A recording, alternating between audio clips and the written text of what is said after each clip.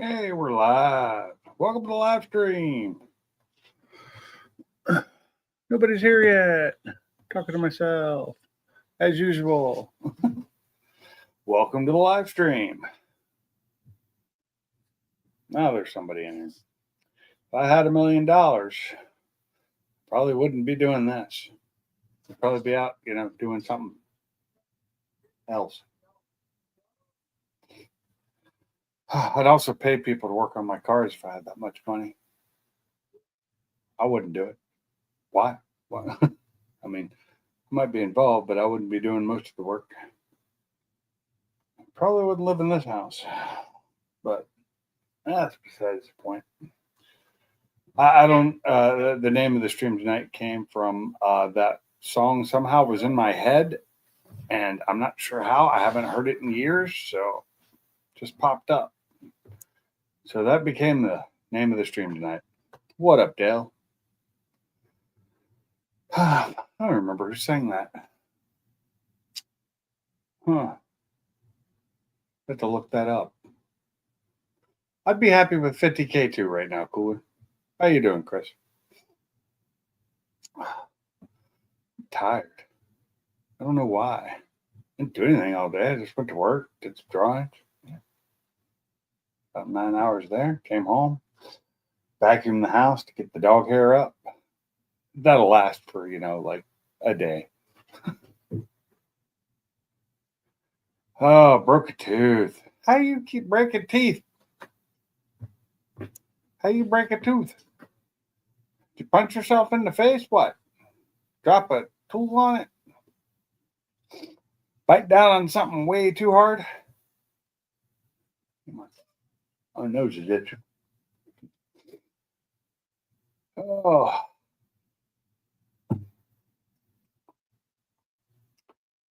But anyway. Oh, man. What a slow night. I was fine all the way until I started the live stream. Now I'm yawning again. What is up with that? One of the last ones left that got root canals. Oh, man. I had one almost root canal, but not quite. Supposedly they fixed it without having to go all the way into the root, but they charged me just as much. So, oh, So you're not coming on the stream? Is that what I'm hearing?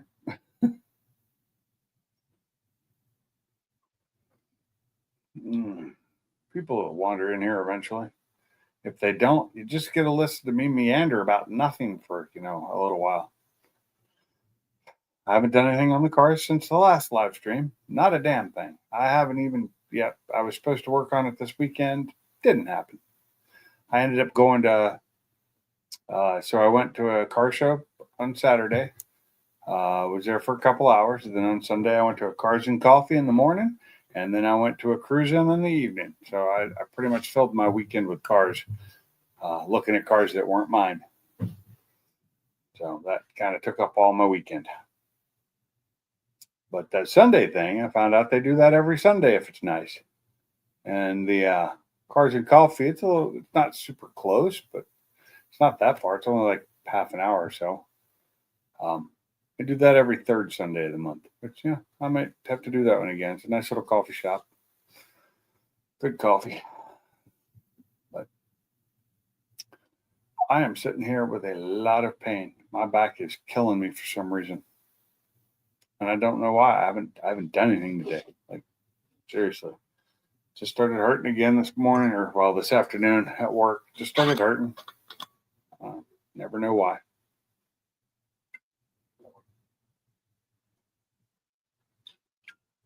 But slept wrong or something. And it took it a while to realize that I'd slept wrong.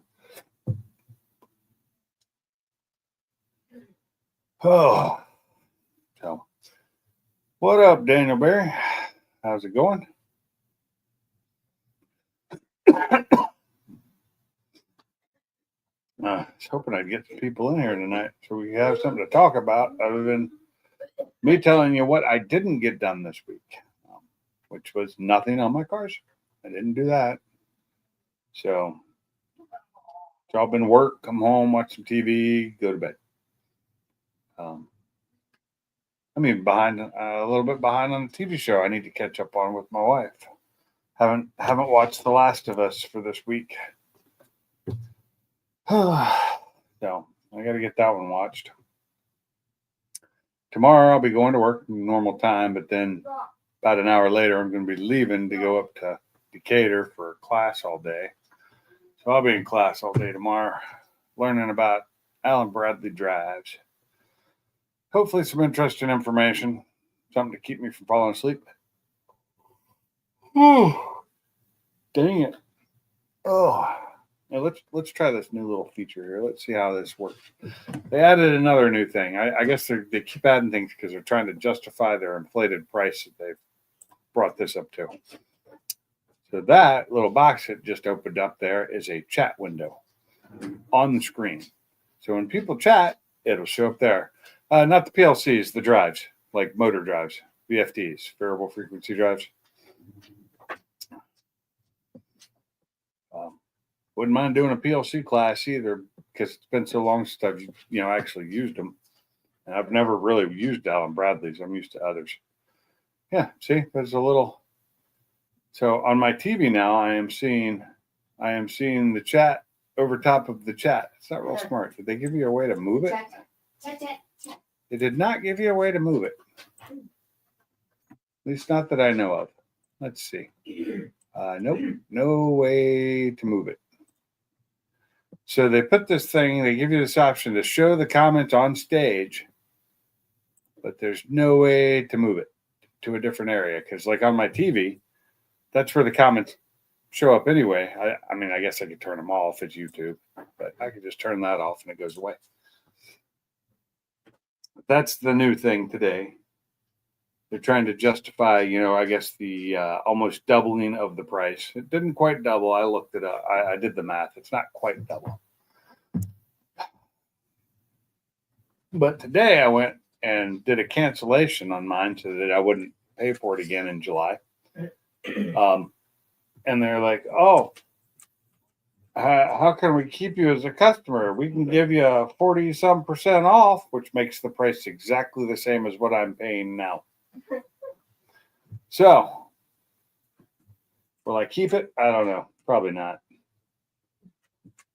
Once a year. I mean, I do like having the extra features to have more than 6 people up here. That's about the only real feature I use, other than I don't like it to say StreamYard. I like having my symbol up here, but it's just me being bougie. So I don't know. I may just go back to the free version. It's not like I do enough live streams to worry about the time limit that you're given a month, unless they change it and cut it down even more. But I mean, I did Saturday night. I went 6 hour. I did a 6 hour live stream on Saturday, I think it was. That one went kind of long. But Jamie and Miss Carol and Woody showed up right towards the end, and as I was going to be getting off, and we ended up talking. The three of us ended up talking for another hour or so. So that's how that happened. And then I woke up the next morning with my head hurting from drinking a little too much whiskey, and went to our Cars and Coffee. Felt fine by the end of that. My wife, I don't think she thought I was going to make it. I think she thought I was just going to stay in bed because she came and woke me up. I think it was at 7:30. Mm-hmm. Saturday. You woke me up at what, 7:30? Yep. And I was like, no. I stayed in bed for like another hour. I didn't really go back to sleep, but I stayed in bed. 8:30 came around. I got up, took my shower, got ready to go, went out the door, ended up putting gas in my car, washing the car, and went to the Cars and Coffee.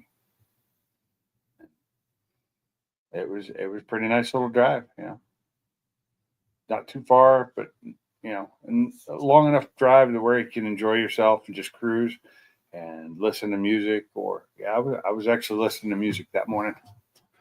What up, Bama? Well, I'm doing okay. I don't know about well, but I'm okay. Pollen's starting to get to me in my Sinuses are draining pretty bad. I'm ready for that shit to be over. My German Shepherd is shedding like crazy right now.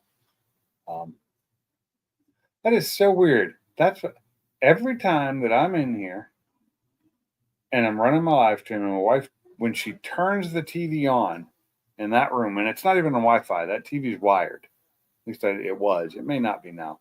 But when she turns it on, the little Wi-Fi symbol shows up on here like I'm having a bad connection.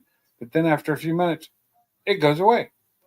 But it happens right when she turns the TV on. So I wonder if that's just the network doing its little thing and and doing its quality of service stuff.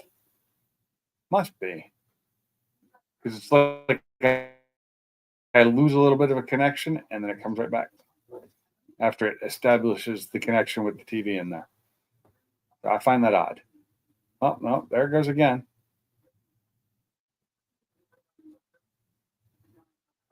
And oh my God, my picture looks horrible up on the TV. So I guess the network is lacking right now. I don't know why.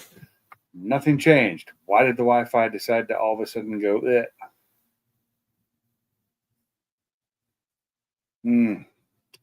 Some things we may never know. You coming up here, Bama, or are you staying in the chat?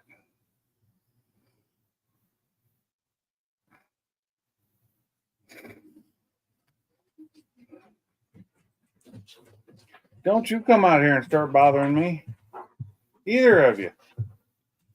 Hi, Fiona. How you doing? This is my big girl. Who's a good girl? You come up here? Come on. Well, you got to come up over here. There we go. Here's a Fiona. She's a good girl. She's a shedder, but she's a good girl. This house is covered in her hair, isn't it? Yes, it is. Yeah.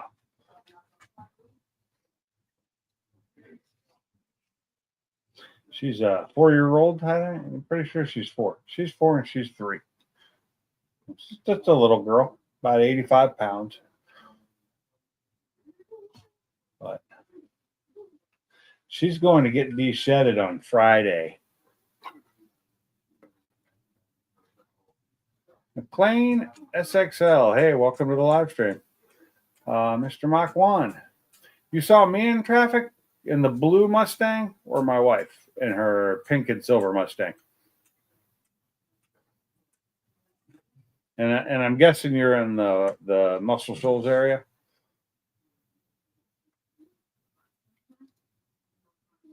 Yeah. Oh, yeah, probably would have been me then. I don't think she has a big sticker on the back of her. She's got a little teeny one. So, somebody's happy. This dog's happy right now. Getting her ears rubbed. Oh, you work at Long Lewis? Okay. That's where we bought our Edge.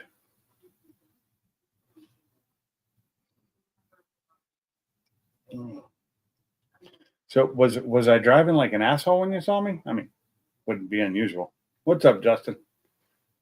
I'm doing okay. Sitting here with my puppy. She's done. She gets tired. She gets tired of being petted real quick. It's going to give me that look. What? Oh, too bad the camera looks like crap. She's a really pretty dog. Oh.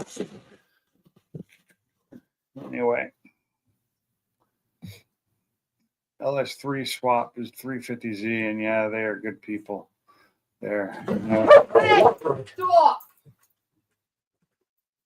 transporting cars. You're allowed to come in the living room. She just wasn't allowed to be where she was at the time. Would you leave your sister alone? Go. Stop it. Oh, behind the red light. Special place to see my YouTube. It's on the back window. Would you two stop? Yeah. No.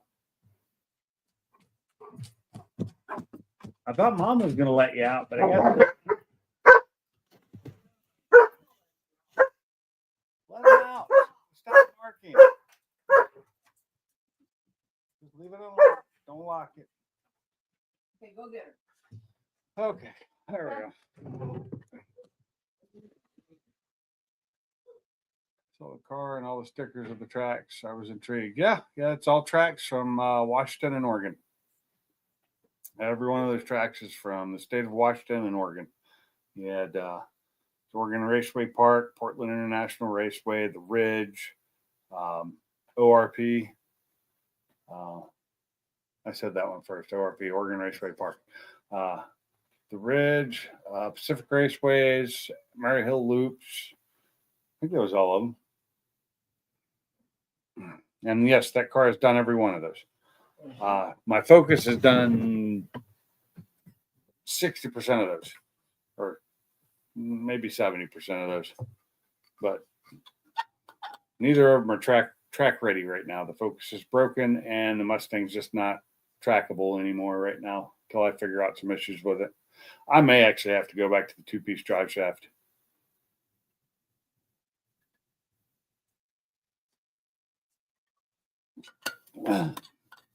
For nothing else, just to get rid of the noise. But I would swear my drive shaft's rubbing on something. I don't know. Something's making a noise that I cannot figure out. It could be the exhaust. I have no idea. But I haven't figured it out. I lifted it up the other day. I put it up. I jacked it up and got it on top of my wheel. The wheel. What are those things called? Oh, the race ramp. You know, those things you put under the wheels and it holds up the car. I can't think of the word. Anyway, I had it up on those so that I could get under it while it was still loaded on the suspension, so I could see how it sits while it's loaded. And my browser has lost connection to my camera. What? That is so weird. Hold on, guys. Let me fix this. But I had that on there so that I could figure. Oh, camera. Well,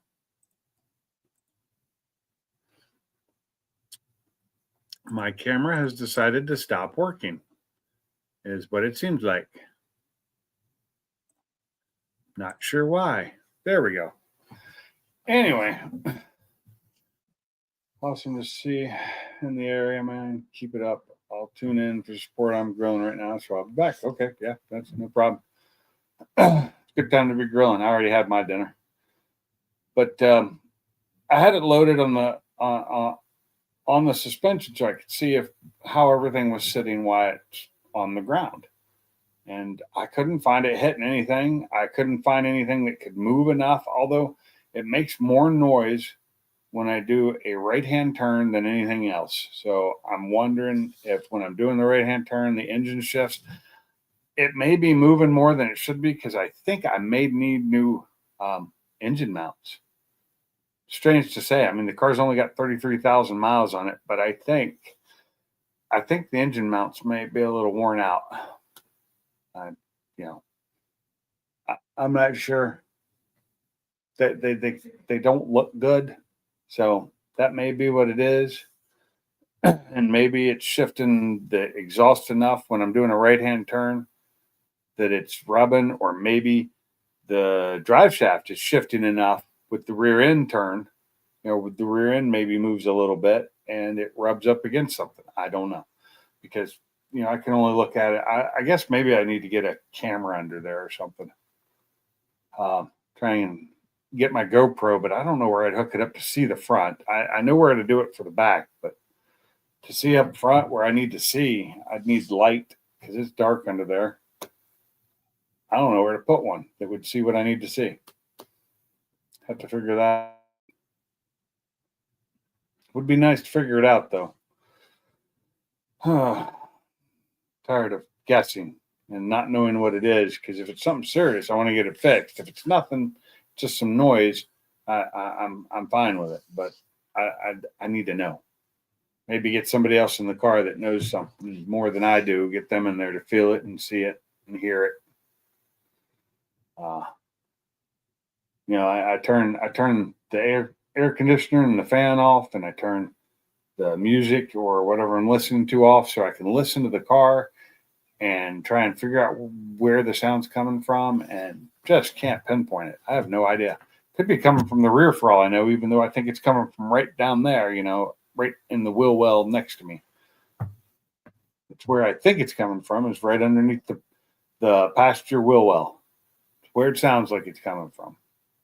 But it could be coming from the rear. Just don't know. The transmission of sound is just, could be coming from anywhere. And this could be noise that had been making, like I said, the whole time. And I just couldn't hear it before because when I had the aluminum bushings on the subframe, all the other noise transferred into the car. And that's what I heard I heard the gears way more than I do now. I heard the drive shaft. I heard the rear end. I heard everything. And it was quite noisy in that car. Now that it's not, I'm hearing things that I hadn't heard, and I'm not sure I like them. Let's do this, just in case people didn't see it.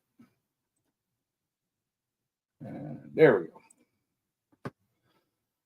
go. If you guys want to join me up here on the live stream, join the panel.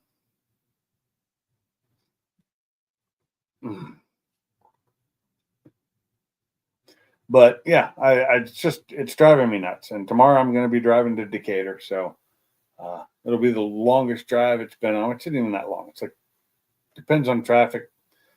Actually, it's probably no longer than my drive to the Carsey Coffee the other day. It's like 35 with no traffic. It's 35 minutes. If there's traffic, if I hit that morning commute traffic, it could be up to an hour or more.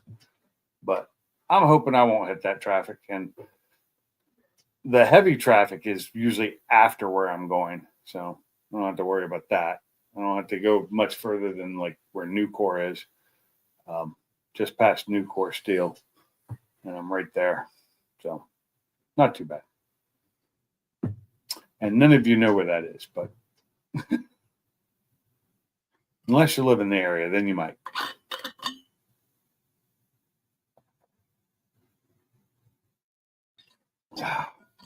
Anyway, mouth is getting dry. Talking more than usual. So I don't know what else to talk about. I mean, unless somebody wants to come on up here and spark up some more conversation, I'm just, I haven't really done much this week. Same thing I've been saying is I need to figure out the noise in my car, and I thought I'd figured it out, but I haven't. And yeah, that's about it. I'm ready to get the truck into the garage so I can pull the engine out of it. Start working on that. That'll be kind of fun. Never pulled the Coyote engine out, so not sure how to do it yet, and whether I can leave the transmission in the truck. I think I might have to drop the transmission if I don't have something for it to set on. But I think what I'll do for that is once I get the Focus out of the way, I'll move it outside and I'll move my wife's car over to where the Focus is, and then I'll pull the truck into the side, the long side, so I can pull it in all the way. I don't know. He usually doesn't come in here until after 8. And it's not quite 8 o'clock yet. He's been coming in after 8 recently. What's up? Not you. You Oh. you were talking about pulling the motor out of your truck. Uh-huh. Core support out of the way, bumper out of the way. That's easy. Oh, that I already know. I meant the transmission. Do I need to drop it out? No, you can support it in truck. How do I support it though on the front end of it? Just either you can get a trans jag, or if you use a floor jag, just put something to disperse the load across the front of the bell housing. I'll just put a trans jack under it. I got a couple of those. Yeah, and just it'll make it easier. So the other thing is to make sure you of course, dislodge the torque converter before you try and pull the motor. Oh no, really? I should do that? Ah, I may actually pull the transmission out anyway just to check it out. It just so I can pull it out and check on it too. Yeah, just remember, you're gonna have a lot of fun getting that one out because you got a transfer case and everything else to deal with. Oh, that's right. And Last and couple the, of I've actually done that too have been 2-wheel drive. So and magnesium transfer case bolts too. really? Uh-huh. Ugh. Why they gotta do that shit to me? Your guess is as good as mine. Maybe I'll just leave that shit where it sits. Oh no, it shouldn't be that hard. I've watched a couple videos on people pulling them out the front. You know, because I was hearing all the you got to pull the cab off. You got to pull the cab off. I'm like, I don't think you do on 150. I really don't. You're okay.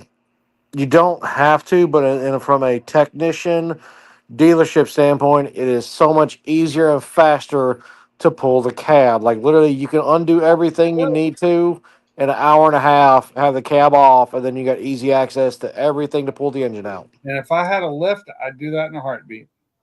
Mm-hmm. But I don't have one, so I tried telling him that. He yelled at me and said I didn't know what the fuck I was talking about. Oh Lord. what? About pulling the cab. Oh, Let me it's tell you guys, easier, but without a lift, it's not. I got something really important to talk about, and I'm glad Cooler's up here because he's a smart man. I talked to Ken today, and I agree with everything he says. I just like to get your guys' opinion. Okay. Cool. So you guys know that I was in the car business, junk business, whatever. And I used to buy a lot of cars from these dealerships in the area. Well, usually when they get a car that they can't sell, that's when they call me. Well, I got a phone call today, and they want my 21 Mach 1, and they want to sell me a 2013 Shelby GT 500 with 8,700 miles on it. Bone stock? Yes, nothing done to it. First question I'd ask, what are they wanting for the car by itself? The car by itself, they're asking 63 right now. And they're willing to give you what, 15 for your Mach 1? Probably. Oh man, I would love to have one of those, but well, you know, if I ever buy a Shelby, that's what I'd want. yeah, same here. That's the one I want too. I mean, I wouldn't mind having one of the new ones, but I really like that body style a lot more. But you know, I mean, my thing is me and Ken. I talked to Ken earlier about it because I called him because you know he knows he's been in both those cars, and he's like, man, that's a tough decision. Yeah, it is. And it's a very tough decision because I really like my Mach 1. It's going to be a tough decision because the other thing you got to think about too is the 500 is going to eventually right now is already gaining value. The Mach 1's got to go down before it comes back up. But then you're also at the point, if you want to mess with it or modify it, are you going to be shooting yourself in the foot later on? It goes with either car, though, really. True. I mean, I don't know. Like I said, if I was going to buy a Shelby GT 500, a 13 or 14 is what I'd want. And this car is black. It's got the satin black stripes. I mean, it's pretty, man. Oh, is it black on black? Yeah, black with the dark gray interior. Nice. So, much so buy. you're almost exactly the one I wanted, but not almost. But they want 63 for the car. My opinion is car's worth about 55. Yeah. That's what I'd say. 'Cause I mean, I've seen some of those go, some of those with a little more miles, but I've seen some of those in the 40s. Right, right, with a lot of miles on them. But see, this is the thing. I won't take less than 53 for my 21 Mach 1. Huh. That's it. I'm sorry. Yeah, don't blame you one bit. And I doubt they're going to offer that. I was already offered 49. Okay, well, that's close. And I'm not taking 49. I wouldn't either. It's like somebody keeps trying to buy my my Watson 4 bolt-in oh yeah, it's beautiful. That's that car. I mean, it's Yeah. That is nice. I love that body style. I mean, I like the 2005 a little bit more, but for a Shelby, yeah, that's close enough. And that's why I hated when my wife sold her V6, because it was that year. It was a 14, and I loved it. That one looks even better. But Yep. I mean, the thing is that you know, I mean, I'm gonna. You can go ahead and take me off full screen now. Yeah. I'm going to go test drive the car, and I'm going to let my seat of my pants tell me, you know, what to do. Yeah. You know. Well, you have fun. When are you going to test drive it? Probably next week. I'm Next not in no rush. If they get rid of it, they get rid of it. But usually when they call me, they can't get rid of it. It's because they got it priced a little high. Right. They have it priced a little high, I think. I'm thinking the car's right around 55. Yeah. You know, I think that would be a good price for the car. If they give me, you know, 50 to 53, it's a possibility. Yeah. I should call and see if Proline, I can't leave anything stock. I can't. I should have left everything stock and I'd be fine right now. All right. Well, I mean, I go to car shows and stuff like that. I don't see another Twister orange Mach 1 anywhere. And a lot of times, if there's 50, 60 cars there, I'm usually the only Mach 1 there. Really?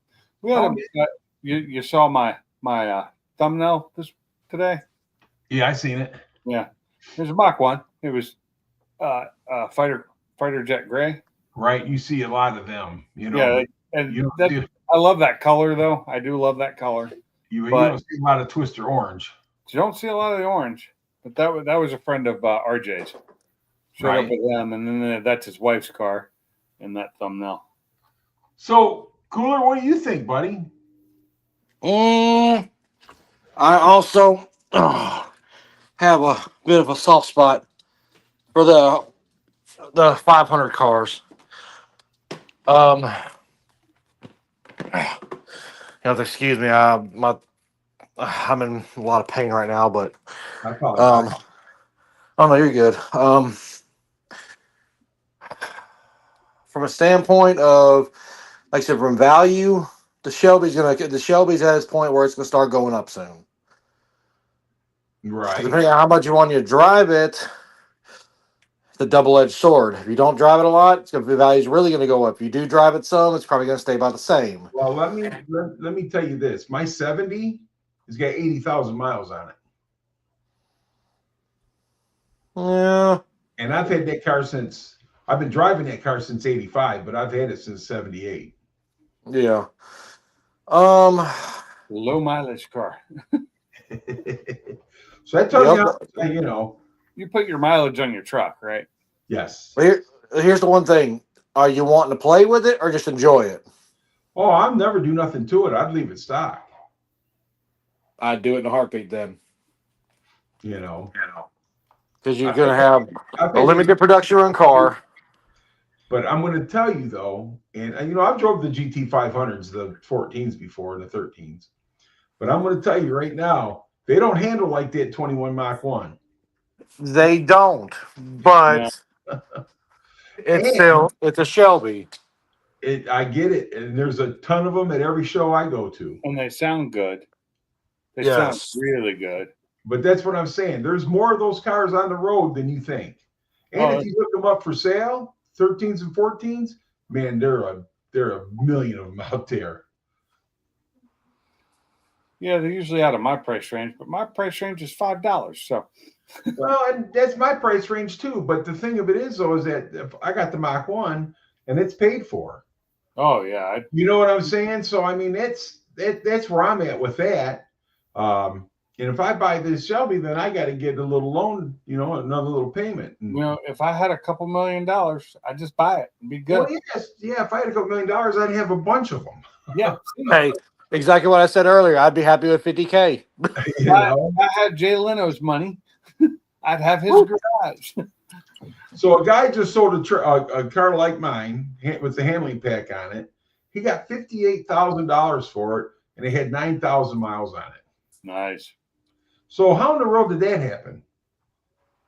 Somebody wasn't very smart, Somebody really wanted that car, didn't they? I guess. What color was it? Do you know? Fighter Jet Gray. Okay, one of the most standard colors for them. Exactly. It's fighter jet gray, white, and black. Most of the ones I see are the fighter jet gray, really are, and I love the color, but yeah, they don't stand out because of it. Yeah, Frank, I get what you're saying, dude. $40,000 for a car for a Fox body like you got set up anymore. You can't find them anymore, man.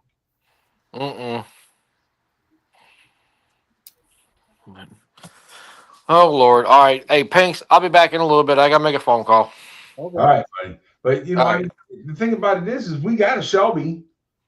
We got the GT350. Yeah. You know what I'm saying? Yeah. What year is hers again? 18. 18. I couldn't remember whether it was 18 or the. I mean, if you wanted a car for namesake, we got a Shelby. So what did they make any changes between the 17 and 18? No, not really. They started in 16. In 18, 17, 15, 16, 17 was having an oil leak around the filter. Okay. So they fixed that in the 18. And then 19, they fixed something that had something to do with the vibration of the flat plane crank. Right. So I don't know what it is, but it's supposed to be. If you put a blower or a turbo on those cars, you gotta have the engine built for it because the engine won't handle it. No. Did they ever get rid of the flat plane on that one, or did they run it to the end? They ran it till the end. And then that was the end of their flat plane. Yes. Yeah. Because it does have inherent problems. It sounds good, but it also has some inherent problems. They had a But if you want to put a blower on it, you're gonna have to build it. You got to build it. Yes. Yeah. I know a couple guys up here that's got superchargers on them, and they spent a ton of money getting the engines redone. Oh, I bet. We can handle the boost. But I mean, so people when they bought those cars, they had certain instructions that you had to follow, and people didn't follow those instructions, and they were blowing them up. Oh, for breaking them in? Yes, my Yeah. wife on the second hand, she follows the instructions to the T and still does today.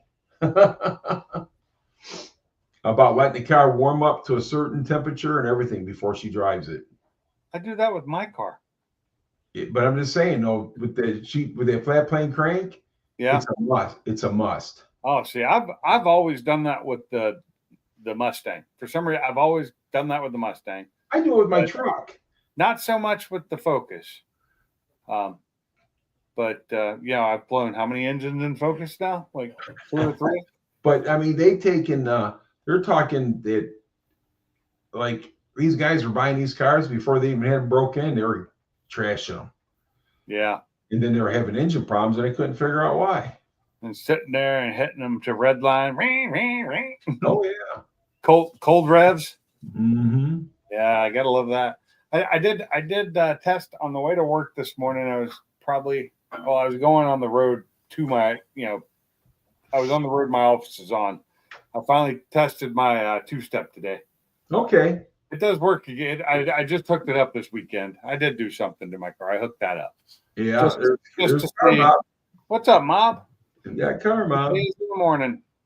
But like I says, if I was gonna buy a Shelby, a 13 and 14 would be my pick. Yeah, I do love those. But like I said, that car is not going to handle nowhere near as good as my 21. Probably not without modification. Because you've got the handling pack, so yours handles really well. I would love to have those. Carmine's leaving. Good night, Carmine. But yeah, I mean, and like I says, when I go to car shows, I don't see a lot of them. I see more of those 13s and 14s and 12s than I do anything on the Shelbys or the new ones. Yeah, there's a lot of them. At least they made a lot of them because they made what 2 years of them. And yeah, ranked out production on them. They sold way more than they thought they did. Huh? It's only 2 years that had the 5.8 in them. Yeah. Kitty. It was a good engine, I guess. It was okay. Oh. Is there a problem in there, sweetie? Cat got in the cabinet and won't come out? Yeah, won't come out. There's something in that cabinet. No, she just likes to hide in it. It's tight and confining. It's a little teeny cabinet. I had a cat, man. He always had to be in my sock drawer. Yeah. Well, they like to get. I remember when they used to try and get in our drawers too. If the drawer was open, they'd jump in it, and so we had to be very careful about that because we'd close them in it, not seeing them, and they get stuck in there all day. My neighbors hate when she is called into work. My neighbor had said, "Oh, I hear you got your Mustang running again," because she hears it when I started up in the morning. Oh, over there. Yeah, she's up. She's going to work at the same time I am. But yeah, most of my neighbors, when they see like Kim will leave in the morning or whatever, and she's driving her Shelby, they're like, "Man, I love that car." wow. If I take the Mach 1 off, say, "Man, that sounds good." If I got one neighbor, he'll call the cops on us faster and shit. And he's really nice to your face. I gotta love those people. Yeah. I'm sorry. I'm going to work in the morning. My car is loud when it freezes. Now, right, it's not so bad now that it's warmer. Like I go out in the morning and it's 70 plus degrees. The car isn't near as loud as it is when it's cold. Yeah. It's like the airplanes here. When it's cold, man, they're loud as heck. So the car that Michael loved, my 2014, he put a Bassani exhaust on it. And we went to a car show and they did this thing where all the different cars, cold started or whatever it is, zoomed. And Revving competition. Revving competition. My car won. A V6. It was a V6 that people thought was a V8, but Yeah. I did some funky work on that exhaust system. So I put Bassani exhaust tips on it because originally I put a Bassani axle back. Right. And then I pulled out the centerpiece and went catless with an X pipe, and because it didn't have the weight that did on it, because those had the weights on them to help stop them from rattling and shaking. Right. So it was too light. So I had to do something about that. So I put some cherry bombs on it in the front and the rear of the X. And after that, it sounded really good. Once those mellowed out and they got broke in, it sounded great. So the cherry bombs, one set was 8. No, what was 21 inches. 21 inch. And the other set was 12. It was 12. Okay, so then we moved to a new house. And the neighbor used my car as his alarm clock. I would leave. He would wake up to go to work. That's when she worked in the morning early. Yeah. So so then one day, I had traded in that car. He was late for work. He was late for work. I got home from, well, it was weird because I work like 12-hour shifts. I get home. He comes walking across the street and he's like, "What the hell? I'm late for work for the first time in years." And I said, well, I bought an EcoBoost. It's silent. It's quiet. I mean, I- it dead silent compared to I what like her car. I He's like ready her, to force you. but I really, really liked her 3.7 V6. That's funny. And it was the 14, so I really like the body style. So then I'm on my way to work in the 14, and I get pulled over on the freeway, and the officer pulls me over, not for speeding, no, for noise. And I'm like, dude, it's a Mustang. They're not supposed to be silent, at this time back then. And then he looks in my car. He actually finally realizes to look in my car, and it's all electric blue. Because Michael and I worked together on carbon fiber electric bluing Stickers. the sticker Exalted. stuff from American Muscle. But it Right? was electric blue, and he's like, damn. And I said, dude, would you either give me a ticket or let me go? Because all my coworkers are passing me laughing. I get to work finally, and they're like, Colleen got a ticket. Colleen got a ticket. I said, no, I didn't. No, I didn't. I've been pulled over for being too noisy in my EcoBoost and my Focus. Yep. But that's because it was straight piped exhaust and it was loud. And you Yeah, got- I used to run around that 70 with open headers, man. They didn't like It that. was great because the old guy pulls me over, and he pulls me over in the hotel parking lot where I'm staying. And I know he's expecting a kid when I rolled down my dark tinted windows. And Uh-huh. it's an old guy sitting there. And he starts going, well, I could give you a ticket for the tent. I had one of those dark tinted covers over my license plate. I'd give you a ticket for that. I could give you a ticket for this. I had tinted taillights. I could give you a ticket for that, the noise, and this, that. But I'm just going to let you go because, you weren't really going that fast. And, just try and keep it quiet because if this other guy had pulled you over, he'd have taken you for everything. Cool. That's cool. I'm just here working in this town. I won't be here long. Hey, Proline, I know Coyotes, what they sound like when we first started them up. But, dude, my wife's car, that flat plane crank, that voodoo, eardrums. It sounds awesome. Oh, man, is it loud. Yeah, but it sounds good. It does sound good, but, man, is it loud. But, yeah, like I said, I used to drive the 70 around open headers with that Cleveland with those big old port heads. I think it'd be breathing out. So, anyhow, I pulled into my bank and to deposit my check. And Wayne County Sheriff pulled in behind me. And I was getting out of the car, and he rolled down his window, and he told me, he says, Red, that's what they call my dad. He knew my dad. And he goes, Red, I'm going to tell you, Red Jr., I'm going to tell you something. Get some damn exhaust put on that car. He goes, you drive by the sheriff's station. He goes, I feel the windows go. Here comes Bama. That's like that big block that they started up today on the Cletus video with zoomies coming straight off. Oh, okay. So they were equal length headers on both sides. And it deadens the sound on their camera, but I know that had to be super loud. They were all wearing earplugs. Well, hell yeah. They were smart this time. They didn't used to do that. They've gotten smart. Bama, what the hell are you doing? My brother come up from Pensacola, and he just left here to go down to my aunt. He stayed at my aunt's on the property. Yeah. So he's old and crippled and shit like that, and he had to go to bed. Oh, okay. So he's your blood brother, old and crippled. Yeah. Yeah. Now he was up there doing some business, so he's gonna stay today till Friday or Saturday. Runs So in the family, eh? I'm gonna crank up my 393 tomorrow with nothing but the X pipe. Yeah, that's gonna sound good.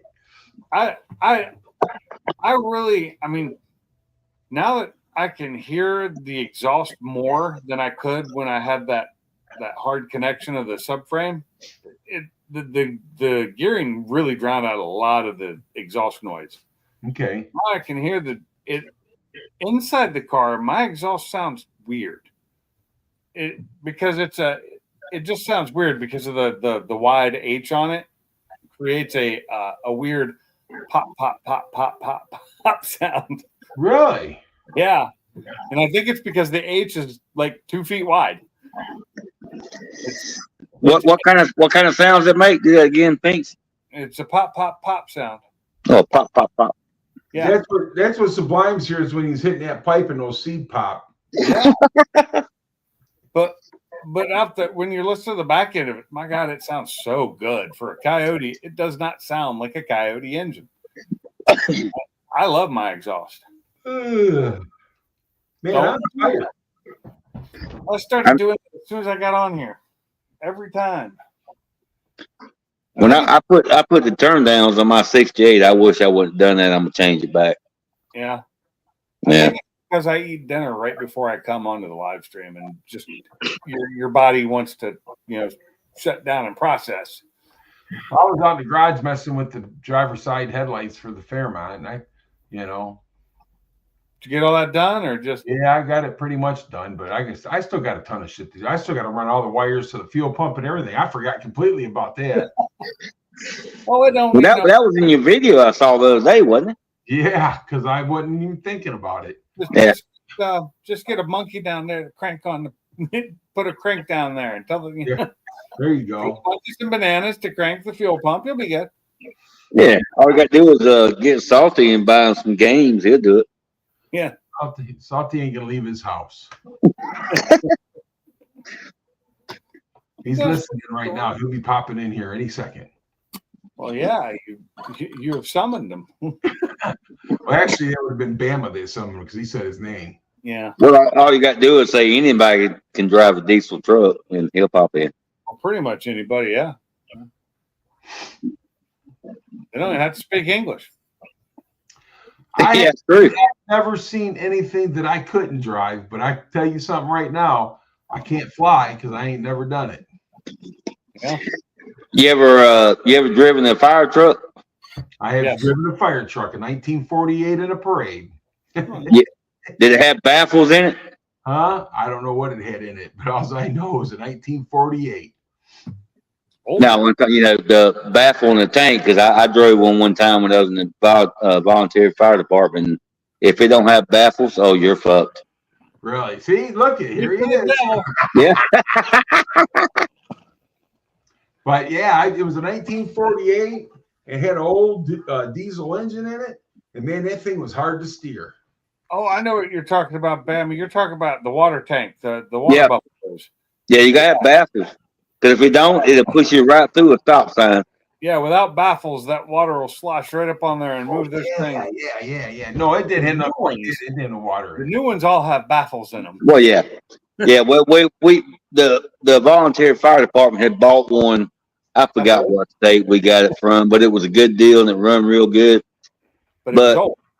But it was a 70 something. I can't remember what it was, or maybe early 80s something. Anyway, they didn't realize when they bought it didn't have baffles. Then when they got it, there was no water in it to drive it back. You know what I'm saying? Well, we learned real quickly. Oh, I bet. So you better slow down way before you get anywhere close to a stop sign or a red light. Dale says I drove propane truck without baffles once and only once. Yes. I have seen in videos a lot of people looking down into the tanks, like for ones that carry milk, the ones that carry gas and all that, and they're completely open. And I'm like, how the hell? They must run completely full all the time to keep it from sloshing. Yeah, you know what? I really don't know, Pinks. I just know if you do it with water and it's got no baffles, you're screwed. We kept ours full, so I know that for a fact. Well, Well, I gotta honestly say that I didn't know what the hell a baffle was. I thought you was talking about something in the exhaust. Yeah, he's talking like the baffles you put in an oil pan or. Yeah, I know what you're saying. But yeah, so anyhow, Salty, What's up, buddy? 2012 GT 500 or 2021 Mach 1? 2012 500. 13. Okay, well that's even better. 13 500 then. They want to trade that Shelby for my Mach 1, but they ain't giving Even? No, it is. they're not giving me enough money for the Mach 1. Oh, I can say, I mean, is their ideas saying even? They're fucking lost their mind. You know. Well, they How many want miles? How many miles it got on it? 8,700.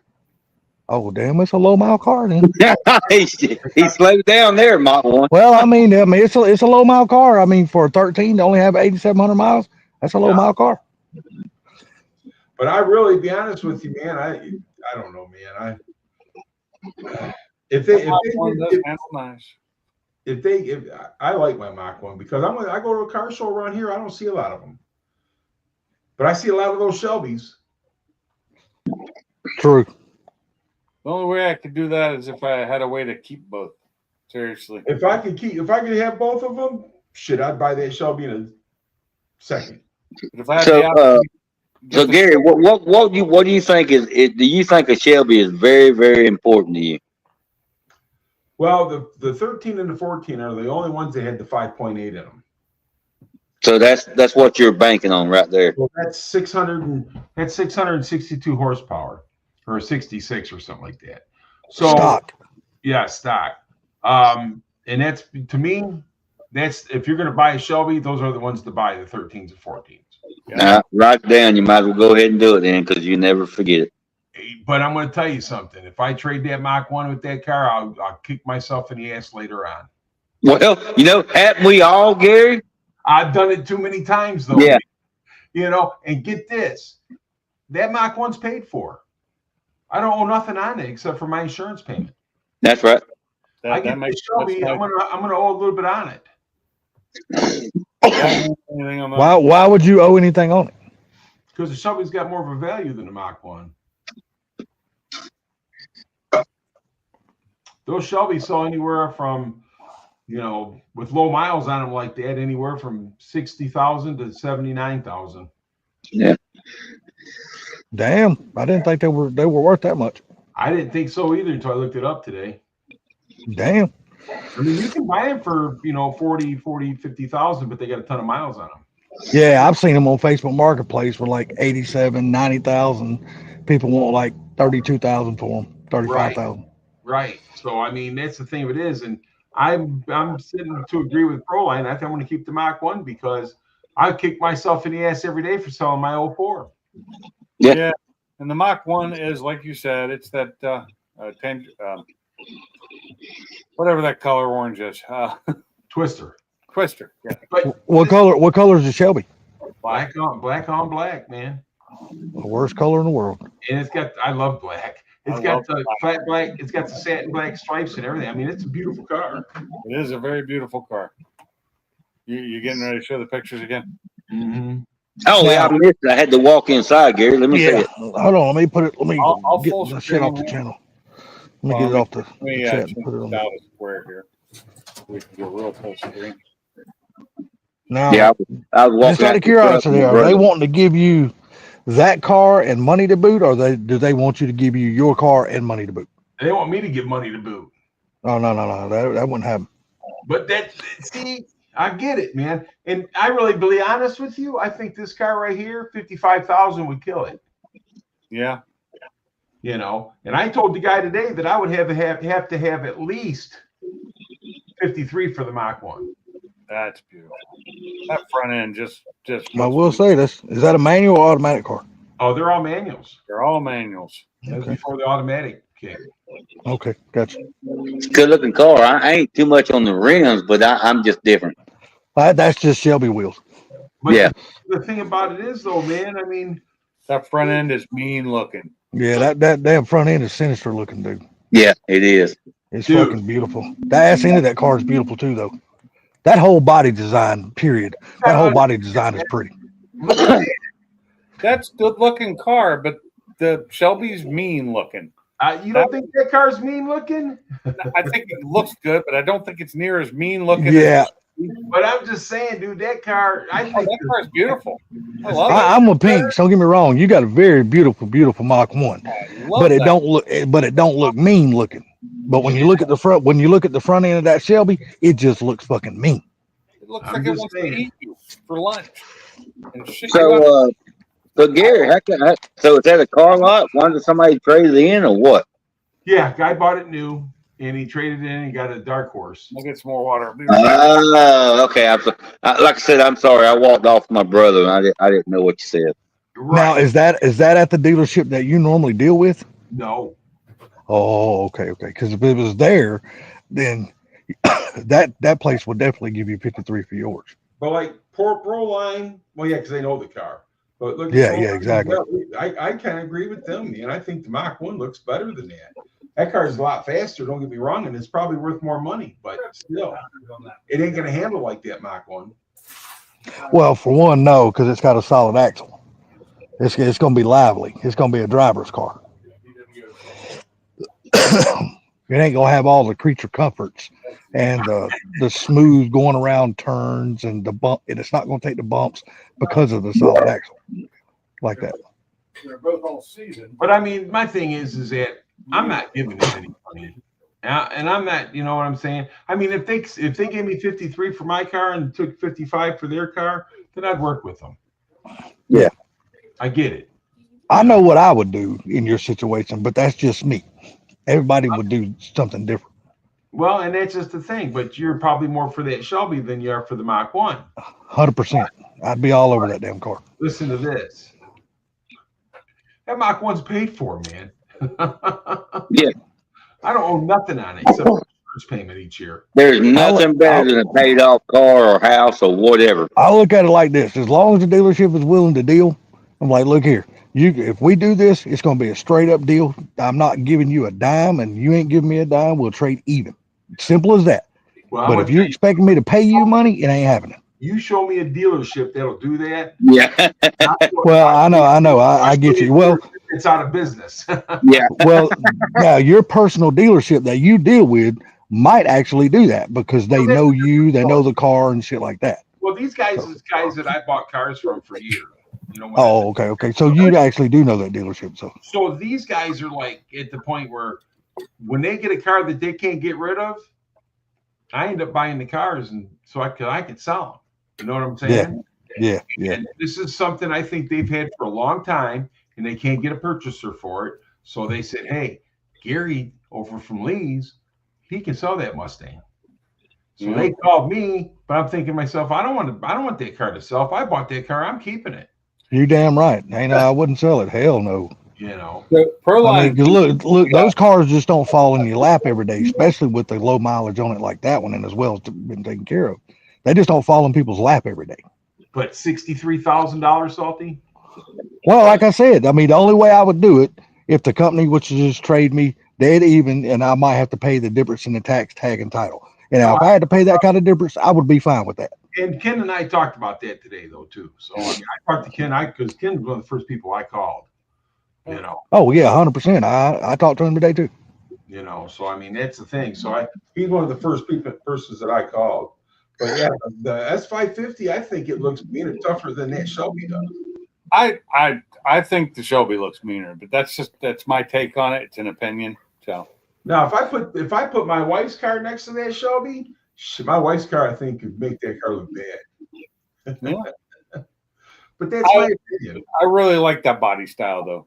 I actually like that body style more than the S550. Oh, that's my favorite body style. But as a Shelby GT500, if I was going to buy one, that's the car I would buy. Yeah, 100%. that 5.8's nice. It sounds great, but And if you wanted to, a lot of them out there. they're real easy to make power with too. Even more power than what they come with. Too bad Kermit's not in here. You could ask him and see what he says. Who? I would just like to see what he says. Who? Kermit. Sublime. Oh, Sublime. I already talked to him too. Oh, okay. When my wife salesman over at the dealership that I deal with, Andrew, he's like, "Dude, do it, do it, Do it. Do Well, it. what I want to know is what did Ken say? Ken was pretty much the same thing you and I are. Do it, and I just taxes and title, then that would be something. But it would be a hard choice. Yeah. I can see that too. You know, and Because the thing of it is, I would not want to go from a car that I owe nothing on to a car that I got to owe on. Fuck that. I wouldn't do that. that's the thing. And I got my car is the right Mach 1 if you're going to buy a Mach 1. The handling Yeah. package and everything, it's the right car. And I say leave it alone. I don't know. Well, let me ask you this though. I mean, just out of curiosity, has this thought run through your head? Putting your Mach 1 on a market at a higher number to see if you can bring it, then buy that car and still put money in your pocket. I still thought about it, but this is the point. The point is that I don't want to get rid of the Mach 1. Yeah. Well, there you go then. So your mind's made up then. You like your Mach 1, What it so would come there you down go. to is he would get that car, and then he go, "Oh, I'm gonna sell the Mach 1," and never sell the damn thing. Right. So, Well, no. If he likes his Mach 1 more, then he's doing the right thing by keeping it in. Because we're all at the age now, we don't have to sell shit that we would regret later. right. Well, see, You know. this is the thing. If they would give me that car for 50 grand between us, I'd buy that son of a bitch. I'd Yeah. buy Hell I yeah. gotta I get, don't blame you. they got to take 13,000 off the top of it for me to buy it. Damn right. You know what I'm saying? But that's probably what they actually paid for that car. That's what I'm guessing. Yeah. They probably paid 50 and then they got it marked up to make money off of. Well, that's what they do. That's why I said, you show me a car lot, you show me a dealership trade even up, I'll show you a closed one. Yeah, it's closed. There ain't nobody there. You know what I mean? Well, I don't know. I mean, there is the hometown dealership that makes exceptions for people they know, like the dealership that you deal with mostly. You know, there is those kind of dealerships out there, but those deals don't happen all the time. Not They not happen in to the big city. There's not. I guarantee you that. Well, you'll be surprised. It does happen in the big city too, Nah. but it only happens to the select few. Oh no, when the Dark Horse came out, dude, the guy that runs Taylor Ford, he told me, he says, bring your 70 in here and we'll do some trading. I said, Oh, I'd have said, nah, I'm good. I said no. I said, for one thing, I don't even like the Dark Horse. I don't need it.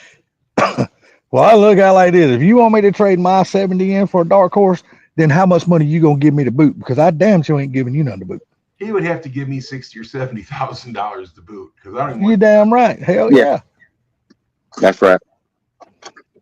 And that's another thing, you know, because the guy that called me on the Shelby, he says, dude, he says, sell them out, sell your 70. And I go, are you out your fucking mind? Yeah, exactly what Wait I a would have minute. said. You didn't go over and slap that guy when he said that? And he knows better. He's known me for, dude, I bought so many cars from them. I'd tell him like this, Gary. I throw it back to the app. I said, I'll tell you what, I'll sell my 70 if you come over here and pay my house off. There you go.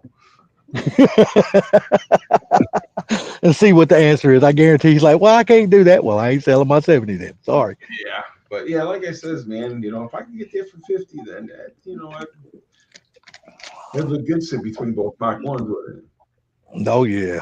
it. Oh, yeah. Question is, then you would be forced in for one of the cars to be sitting outside. Hey, No, let's go. I You're gotta running put- it. Oh my God. Mr. Mark one there. I Trouble's here. I always got a place to put them. My nephew lives up in Bay City. Called and told my wife the other day, if Uncle Gary needs a place to put one of his cars, I got a big garage that's empty. Well, there you go. Nice. Just don't leave the keys. I'm How like, far is Bay City from you, though? 2 hours. Oh, that ain't bad then. Hey, I said, don't bring that up because I'll do it. Because he told me I can park the 55 over there. He can have the keys to that all he wants, right? Yeah, he ain't driving it nowhere, is he? I know. If he puts an engine in it, all he's gonna do is help you out. Well, I appreciate you doing that. Thank you. What's going on, Sublime? What's up? Sublime, there, you hear buddy? somebody talk about you a while ago or what? I did not know. I was doing paperwork. Oh, right, Gary. Go ahead and slap it on him then. Go ahead. What did I put down? Hello, I can't remember what we said. Oh, about the car you're looking at. Oh, he knows about it. Oh, okay. I just Yeah, wanted his opinion. Yeah, he said a while ago that he already called and talked to Yeah, I somebody. already talked to Sublime. No, I'm talking about Sublime's opinion. I told him the same thing that Ken told him. It's a tough choice. It really is. I mean, I love the S197 platform, at least when it comes to the GT500. You know what I mean? But at the same time, the Mach 1's a much more not nose heavy, better handling, independent rear suspension car. But at the same time, there's something totally cool about having a car that goes 60 miles an hour in first gear. You know? And newer. Well, no, his Mach 1's newer. Yeah. Yeah, that's what I said. Yeah. Newer. But I mean, this is the thing though. What's up, Dale? I could spend 11 grand and take my car down to Ken and put that ESS on there and get that car running nines. You could, but All day long. yes. You know what I'm saying? Yeah. But I mean, I'm not really into that. So The only thing is, if I had a 13 or 14 GT500, the only thing I would want to change is the Blower. the tail lights. I hate those tail lights on the 13, 14s. yeah, I don't mind. Yeah, I don't mind it. I would rather. Yeah, they don't bother me, Lights but on. I would definitely change the blower up. Pre-COVID prices. What blower? The blower's on the 13, 14. Hi, Kim. Hi, Mr. Mach 1 trouble. I just, you know, Is that an Eaton as well? Yes, he. You know, if they come up with a price and I test drive the car and I like it, then we'll make a decision then. I don't think you need to do it, Gary. But I know the blower that's on Sublime's car was made right here in Georgia. Well, all of them were. They're all made here in Georgia. Well, what's on the 13? Is that a Eaton? Yeah, they're Eatons. Yeah, they're eating. Just a different blower. It's just a different style blower. A smaller Eaton, but it's an Eaton. Yeah, it's a Oh small. no, Eaton. that's what we had on Kim's Cobra, and I had that thing ported, and it was nice. Yes. Now, without changing it, you could have it ported and pulley down on it. And see, Yeah. the good thing about the engine in that car is it's already built for power. It's built for way more power than it comes with. You can there's people out there taking those engines to 1,000 horsepower, bone stock, bone rods, pistons, rings, everything, and they're staying together. Which Palm one? Beach down, the 13, 14. Terminators stayed together. I didn't have no problem with it. Yeah, Palm Beach Dyno's done it to many of those 500s. Plus, part of me likes the tech that comes in the S550. You know, obviously the S197 is a little bit dated as far as the interior, not the interior, but the tech that comes with it. Yeah. You know, It's just all according what there's a lot of style you like. variables. Yeah, if Exactly. you like the more updated electronics package, then The of course, reason yeah, my you would wife definitely wanted stay an with his S550. 21. Yeah. When I bought my S550, my wife wanted to get rid of her S197 because she liked the gadgets. tech. and the Yeah, electronics. it's all of what the people like. I There shouldn't is have a lot done of it. I shouldn't have helped her. I should have just not done it and helped her and helped her buy the new one, because then we'd still have that nice V6. Mach 1 better. Kim likes the orange one better, Gary. Well, thank you. What are you smoking? Give me some. Damn. No, you just got to understand, yeah, GT500 with that low of miles on it. I mean, they just don't follow. They just don't come out on the market every day like that. Usually, they got 50,000 or more miles on them, and people are still asking way too damn much money for If it. they do come out with low miles like that, they want $60,000, $70,000, $80,000 for it. Yeah, you're right, 100%. Way too much. So there's collector cars. I mean, they're GT500s. It's not like So is Mach 1. the Mach 1's a collector car too. Don't get me wrong. And it's newer. It is newer. But you got to understand, no offense, but the Mach 1 and the Shelby is, when it comes to collectors, they're on two different levels. The Shelby is always going to be king dingling. So I mean, it's just the way it is. I mean, let me explain this to It you. depends on everybody. My 70 Mach 1, right now, it'd be appraised for about $63,000 to $65,000. well, I'm not talking about your old one, Gary. I'm talking about the newer one. I'm just giving you a comparison. Yeah. I got you. You know what I'm saying? Yeah. Hush. My 70 Mach 1 right Some now people- is $63,000 to $65,000. If you take the exact same car that the Shelby, it's worth $125,000. Yeah, there you go. It's a comparison, is what I'm trying to tell you. So Mhm. the Shelby's always going to have a higher value than the Mach 1. But when you go to car shows, you see 10 Shelbys in one Mach 1. Yeah. True. You're right. 100%. Yep. You're right. Rare. I will agree with that. See? You definitely don't see as far as your 21, you definitely don't see many of those color Mach 1s out there on the street running around. No. You No, just don't. But I mean, when it Even comes right Costco. down to it, that Shelby is not, like Sublime said, that Shelby is not going to handle like that 21 Mach 1 does. Oh no, hell no. Because didn't your Mach 1 come stock with a Magna Ride and all that stuff on it? Yes, it's got everything. I got a Yeah. truck, a front, whatchamajiggers. Air dam. That car was built for the track. Yeah. Yeah, like I said, I mean, you take that variable out of it, what's the Magna Ride, and then you take the independent rear suspension out and put a solid axle in. I mean, that's just, you can't compare those two because they ride completely different. color. The black one. A solid axle, dude, is just that's a driver's car, and the Mach 1. I mean, honestly, it's one of those cars you just put on cruise and you just enjoy the hell out of the ride because you know it's going to be smooth.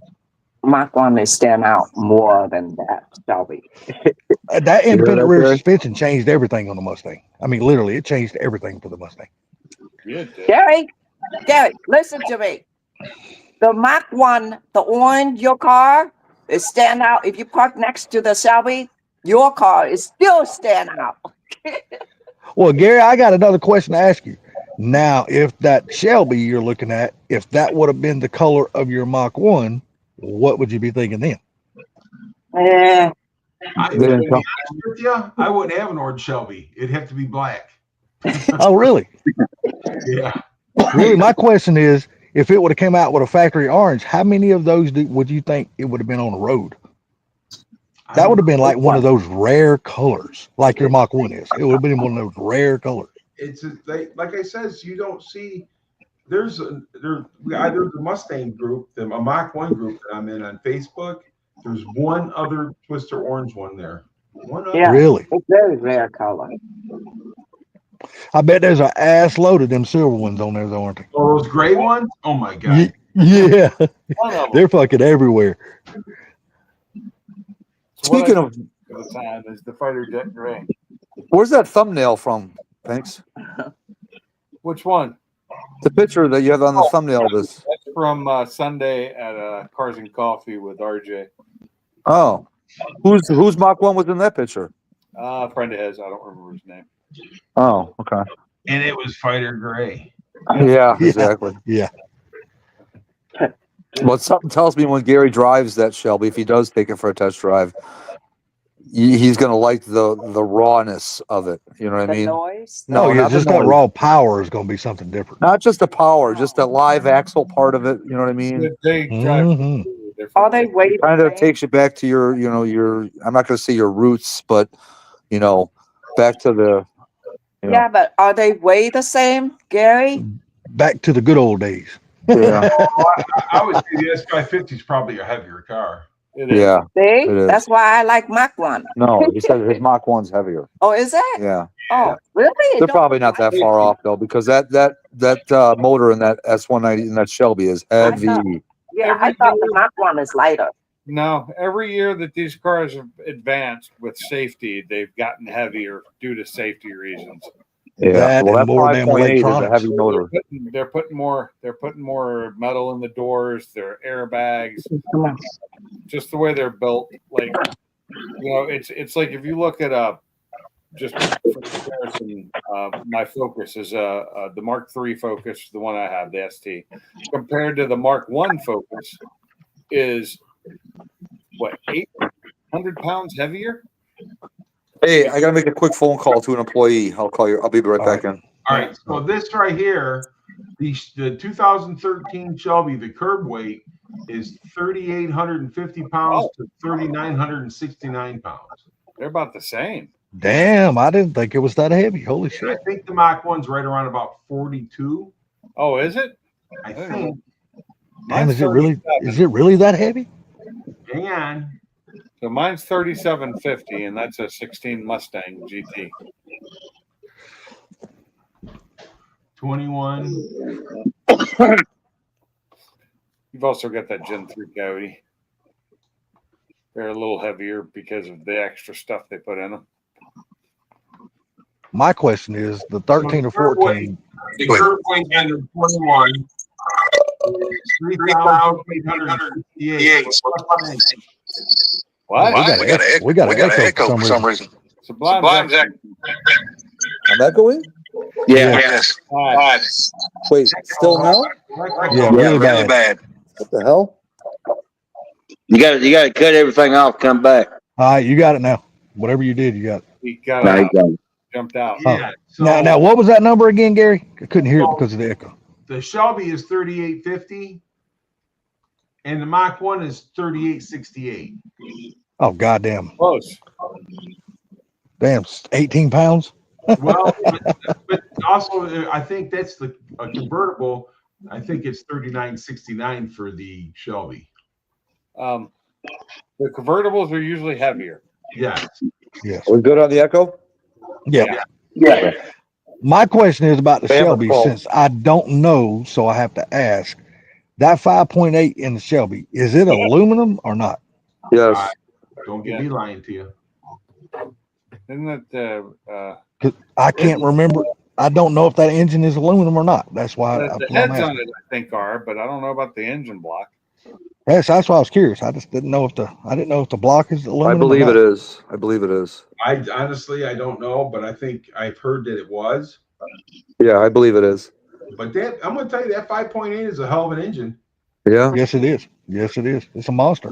Can be made to be a badass. Yeah, monster. the Shelby's a stick shift. Yeah, they were all stick. Oh no, they weren't. No, they weren't. No, back I- then they were. Back then, Yeah, they no. I gave my grandson his birthday present, or this past Sunday. He got it 161 or 162. But wait a minute, the 13-14 Shelbys were all manuals. Yeah. No, so you could get some of an automatics. The 13 and 14? Yeah, I believe so. I No. don't think so. I'm That's almost worth looking up to find out the truth. The 16s. They didn't make us. They didn't make a Shelby in 16. Google. They Oh. didn't make. They didn't. Well, they stopped. They stopped making the Shelby in 14. Then bring it back out to the 20. Bama, make yourself useful. Do something. That's not the 5. If I do it, knock me off. I'm sorry, Pink. I'm talking Shelby, which is a GT350 too. Well, they didn't have the GP350 we're all 14. sitting here talking 500, so I And now wouldn't we're even talking consider. Shelby. No, And- I wasn't. I was 350 I wasn't was. even in my conversation. So I said Shelby. I did not say GT 300 or 350 or 500. I just said Shelby's, and they were in 16, and that's when they started having automatics.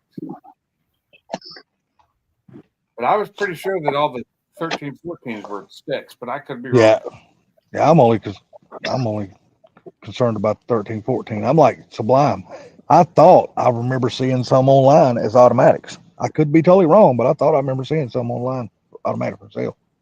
But I could, like I said, could be 100% wrong on that. I'm like, bam, I can't look anything up. If I look it up, it's going to kick my ass right out of here. I'm looking And this at fucking new UI update on Android fucking sucks. I hate it. I've made some changes to mine, so I can't even tell it's the new one. Shit, the way the fucking battery. You Go ready? ahead, Gary. Go ahead, Gary.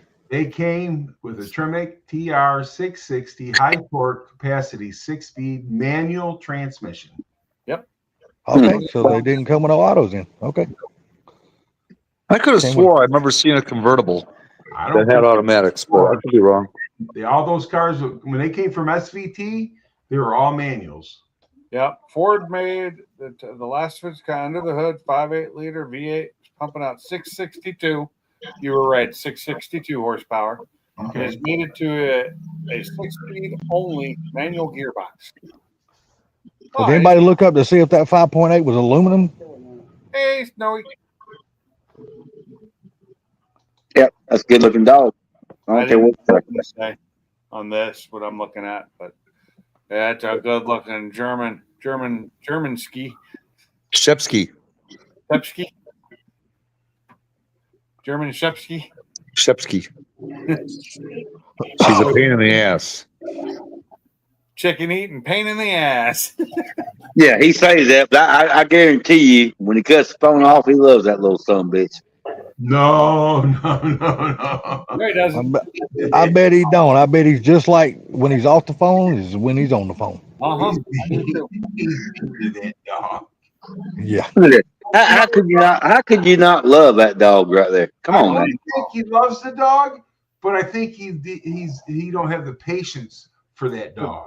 For that Well, I guy, agree with that. it's a mix of the two of the hardest dogs to live with, German Shepherd and a Husky. My God. Yeah, but you keep slapping on that. What you gonna get? He would have been happier with a lazy dog. Yes, you're probably right. All lazy dog. You talking about a match of personality? The headstrongness of a Husky. Hey, Bama, you're free to go at any time, sir. You get your coffee and leave me alone.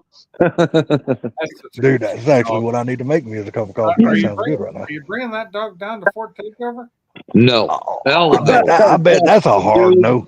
If you do, it might not go home with you. It could just Yeah. disappear down to Well- Alabama. Well, that's maybe an option then. Yeah, I've been saying. Go Don't lay forget, he does got a truck and an SUV.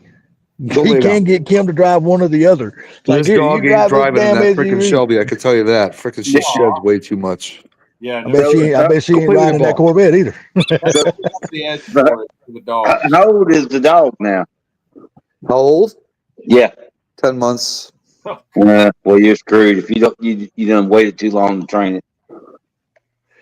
Nah, She's you still trained on train her. some stuff. You can. Well, I'm just saying, as far as your manner, there's a difference.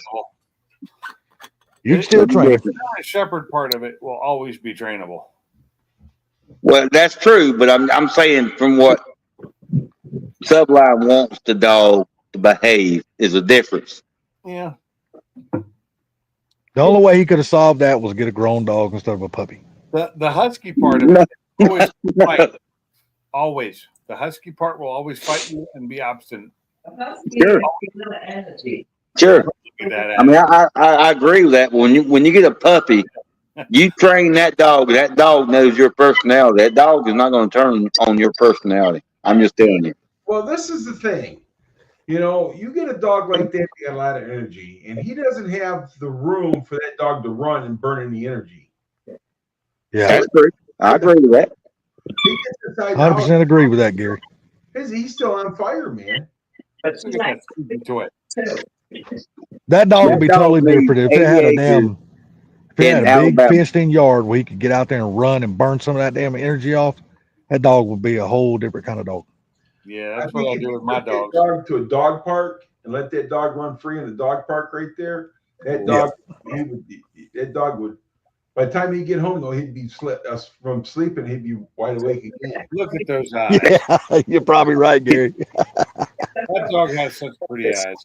It's like my one dog that he's got so much damn energy, and he was chasing a rabbit earlier, and that guess what? He's asleep now. But this right here, Maybe the show- ball.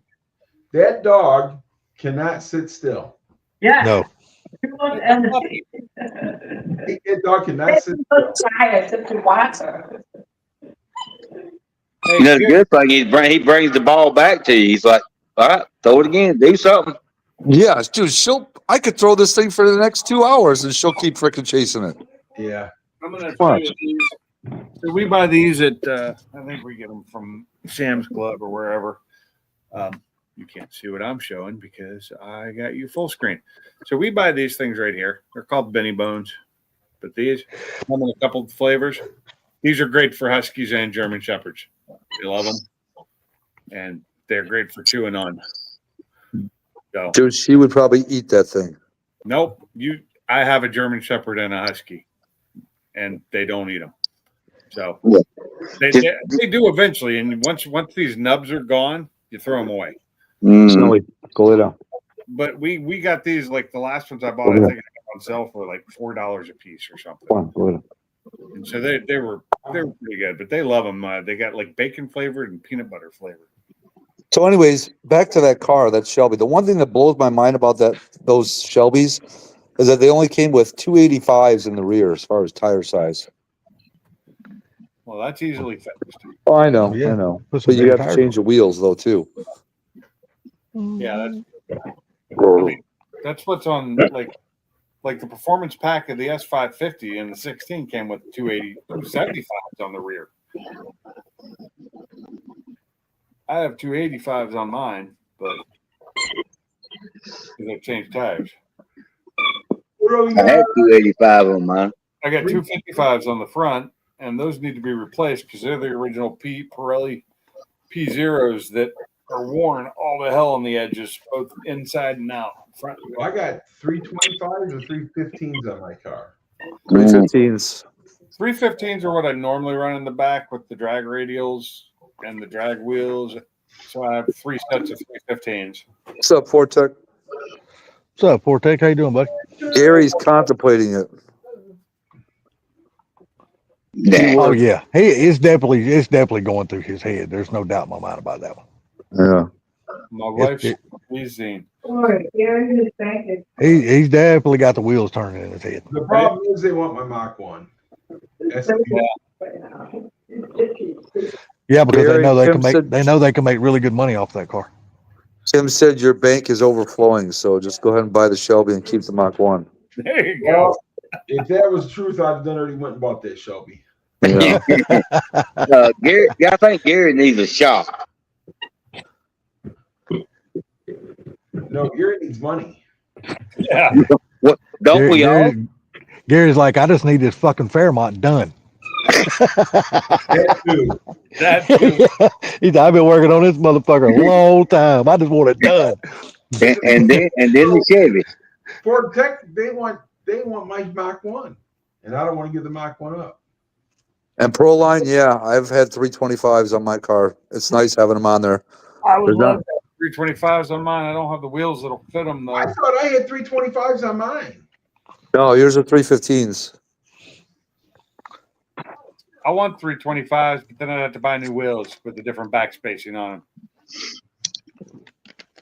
Yeah, that's the good thing about those. The wheels on mine and Gary's car, you can put 325s on there, no problem.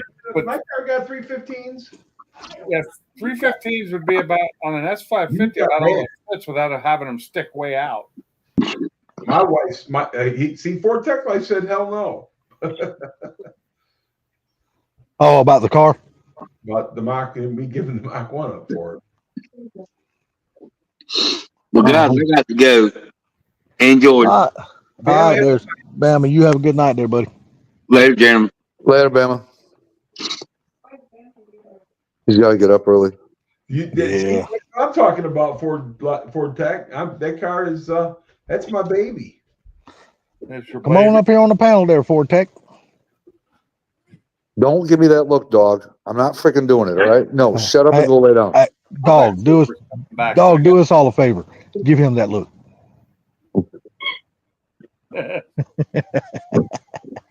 She just walks up and gives me this look like, you're going to play with me whether you like it or not. Exactly. And Yeah. you should know she's right. I got the squeaky ball. We don't have any squeaky toys left here. See, that's the thing. Any other squeaky toy we've gotten, she's destroyed, eaten it, you know? But for some reason, I don't know. She probably has I'm sure she has the power to eat this thing, but she doesn't look to demolish it. You know what I mean? It's weird.